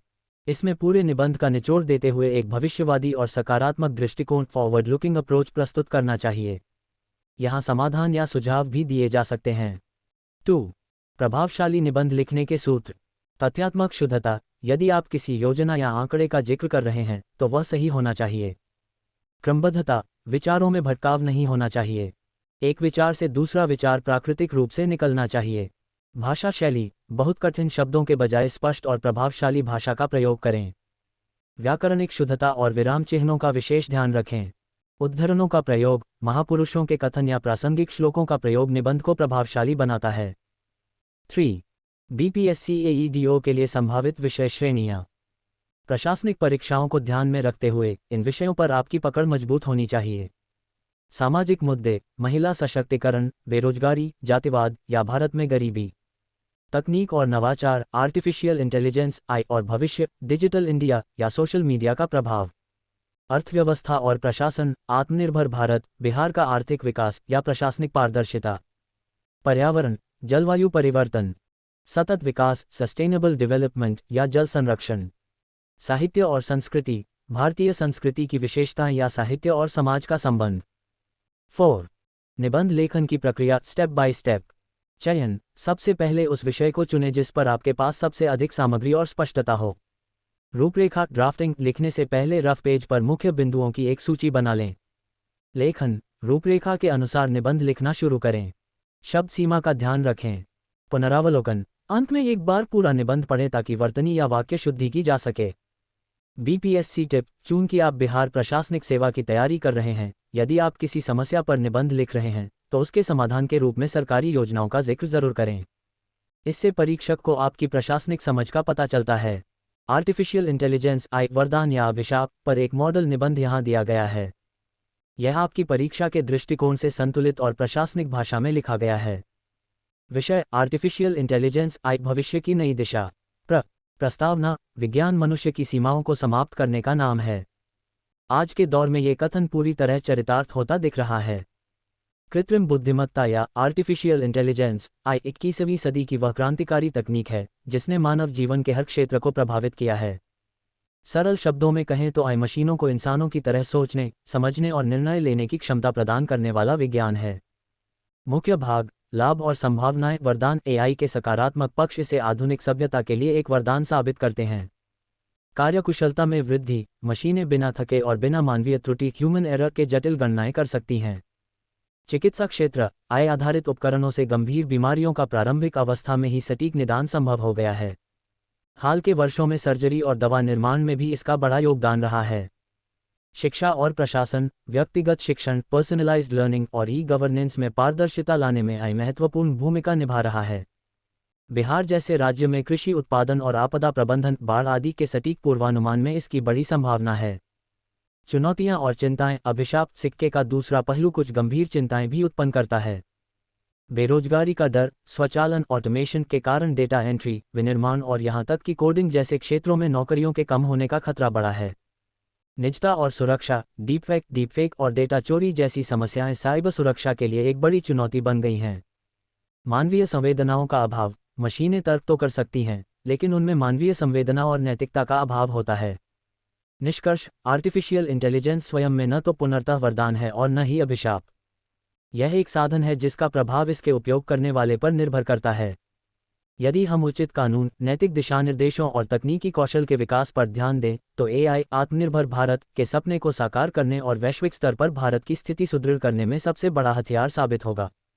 भविष्य इसी बुद्धिमान तकनीक का है, बस आवश्यकता इसके साथ संतुलन बिठाने की है। BPSC परीक्षा टिप: निबंध में डीपफेक और ई-गवर्नेंस जैसे आधुनिक शब्दों का प्रयोग करने से आपके अंक बढ़ सकते हैं। निष्कर्ष हमेशा सकारात्मक पॉजिटिव होना चाहिए। प्रशासनिक परीक्षाओं, विशेषकर BPSC के लिए पत्र लेखन एक अत्यंत महत्वपूर्ण विषय है। पत्र लेखन आपकी अभिव्यक्ति की स्पष्टता और शिष्टाचार को दर्शाता है। मुख्य रूप से पत्र दो प्रकार के होते हैं। 1. औपचारिक पत्र, फॉर्मल लेटर्स। ये पत्र उन लोगों को लिखे जाते हैं जिनसे हमारा कोई व्यक्तिगत संबंध नहीं होता। प्रशासनिक कार्यों, कार्यालयों और व्यावसायिक उद्देश्यों के लिए इनका प्रयोग होता है। प्रकार: प्रार्थना पत्र, सरकारी पत्र, अर्ध सरकारी पत्र, संपादक के नाम पत्र, शिकायती पत्र। मुख्य अंग: 1. प्रेषक का पता और दिनांक सबसे ऊपर बाईं ओर। 2. सेवा में पद और विभाग का नाम। 3. विषय: पत्र लिखने का मुख्य कारण संक्षिप्त और स्पष्ट। 4. संबोधन: महोदय, महोदया। 5. मुख्य विषय वस्तु, अपनी बात 2-3 अनुच्छेदों में कहें। 6. समापन और हस्ताक्षर, आपका, भवदीय, नाम और पद। 2. अनौपचारिक पत्र, इनफॉर्मल लेटर्स। ये पत्र मित्रों, सगे संबंधियों और परिचितों को लिखे जाते हैं। इनमें भाषा सरल और आत्मीय होती है। प्रकार: बधाई पत्र, निमंत्रण पत्र, शोक पत्र, सलाह पत्र। मुख्य अंग: प्रेषक का पता और दिनांक। संबोधन: पूज्य पिताजी, प्रिय मित्र, स्नेही भाई। अभिवादन: सादर प्रणाम, नमस्ते, मधुर स्मृतियाँ। कुशल क्षेम, हाल चाल पूछना और अपनी बात कहना। समापन: तुम्हारा मित्र, आपका आज्ञाकारी पुत्र। 3. पत्र लेखन के महत्वपूर्ण बिंदु, BPSC विशेष। शुद्धता: प्रशासनिक पत्रों में वर्तनी और व्याकरण की अशुद्धि से बचें। संक्षिप्तता: अपनी बात को घुमा फिराकर कहने के बजाय सीधे मुद्दे पर आएं। विषय सब्जेक्ट: औपचारिक पत्र में विषय लिखना अनिवार्य है, ये पत्र का सार होता है। दिनांक, तिथि हमेशा स्पष्ट लिखें, जैसे 11 अप्रैल 2026। औपचारिक पत्र का एक प्रारूप फॉर्मेट। सेवा में नगर आयुक्त, नगर निगम, गोपालगंज। विषय: मोहल्ले की सफाई हेतु प्रार्थना पत्र। महोदय, सविनय निवेदन है कि हमारे मोहल्ले वार्ड नंबर 10 में पिछले कई दिनों से सफाई कर्मचारी नहीं आ रहे हैं, जिससे जगह जगह कचरे का ढेर लग गया है। इससे बीमारी फैलने का डर बना हुआ है। अतः आपसे विनम्र निवेदन है कि जल्द से जल्द सफाई की उचित व्यवस्था कराने की कृपा करें। धन्यवाद। भवदीय, अपना नाम, छोटी ई। निवासी गोपालगंज। छोटी ई। दिनांक 11 अप्रैल 2026। एक छोटा सुझाव, परीक्षा में अक्सर सरकारी पत्र ऑफिशियल लेटर और अर्ध सरकारी पत्र डेमी ऑफिशियल लेटर का अंतर पूछा जाता है। अर्ध सरकारी पत्र में थोड़ी आत्मीयता होती है और यह एक अधिकारी द्वारा दूसरे अधिकारी को व्यक्तिगत नाम से लिखा जाता है। अनुवाद ट्रांसलेशन एक कला है जिसमें एक भाषा स्रोत भाषा के विचारों को दूसरी भाषा लक्ष्य भाषा में इस प्रकार बदला जाता है कि अर्थ और भाव ज्यों के त्यों बने रहें।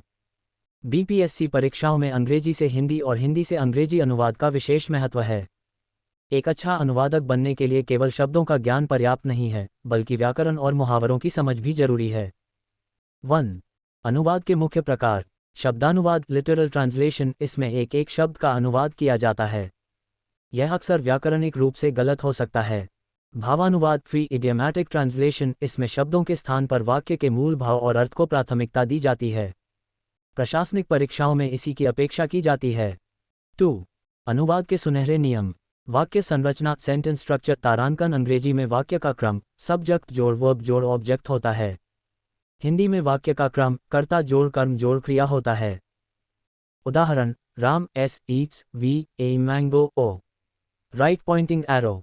राम कर्ता आम कर्म खाता है क्रिया। काल टेंस का ध्यान, यदि मूल वाक्य पास्ट टेंस में है तो अनुवाद भी भूतकाल में ही होना चाहिए। मुहावरों का अनुवाद। मुहावरों का कभी भी शब्द दर शब्द अनुवाद नहीं करना चाहिए। उनके भाव के अनुसार लक्ष्य भाषा का समान मुहावरा ढूंढना चाहिए।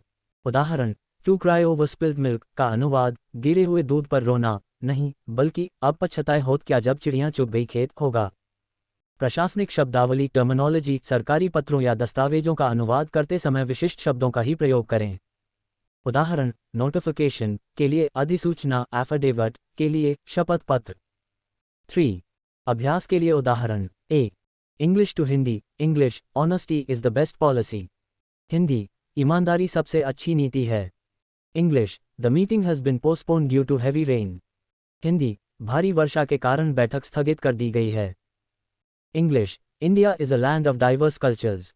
हिंदी, भारत विविध संस्कृतियों की भूमि है। Hindi to English. हिंदी, जैसी करनी वैसी भरनी। English, as you sow so shall you reap. Hindi, अनुशासन ही देश को महान बनाता है। English, discipline alone makes a nation great. 4. BPSC के लिए विशेष टिप्स। सटीक शब्द का चयन। आई एम गोइंग का अर्थ मैं जा रहा हूं है, लेकिन आधिकारिक भाषा में the proposal is under consideration का अनुवाद प्रस्ताव विचाराधीन है होना चाहिए, न कि प्रस्ताव विचार के नीचे है। लंबे वाक्यों को तोड़ना। यदि अंग्रेजी का वाक्य बहुत लंबा है तो उसे हिंदी में 2 छोटे सार्थक वाक्यों में अनुवादित किया जा सकता है।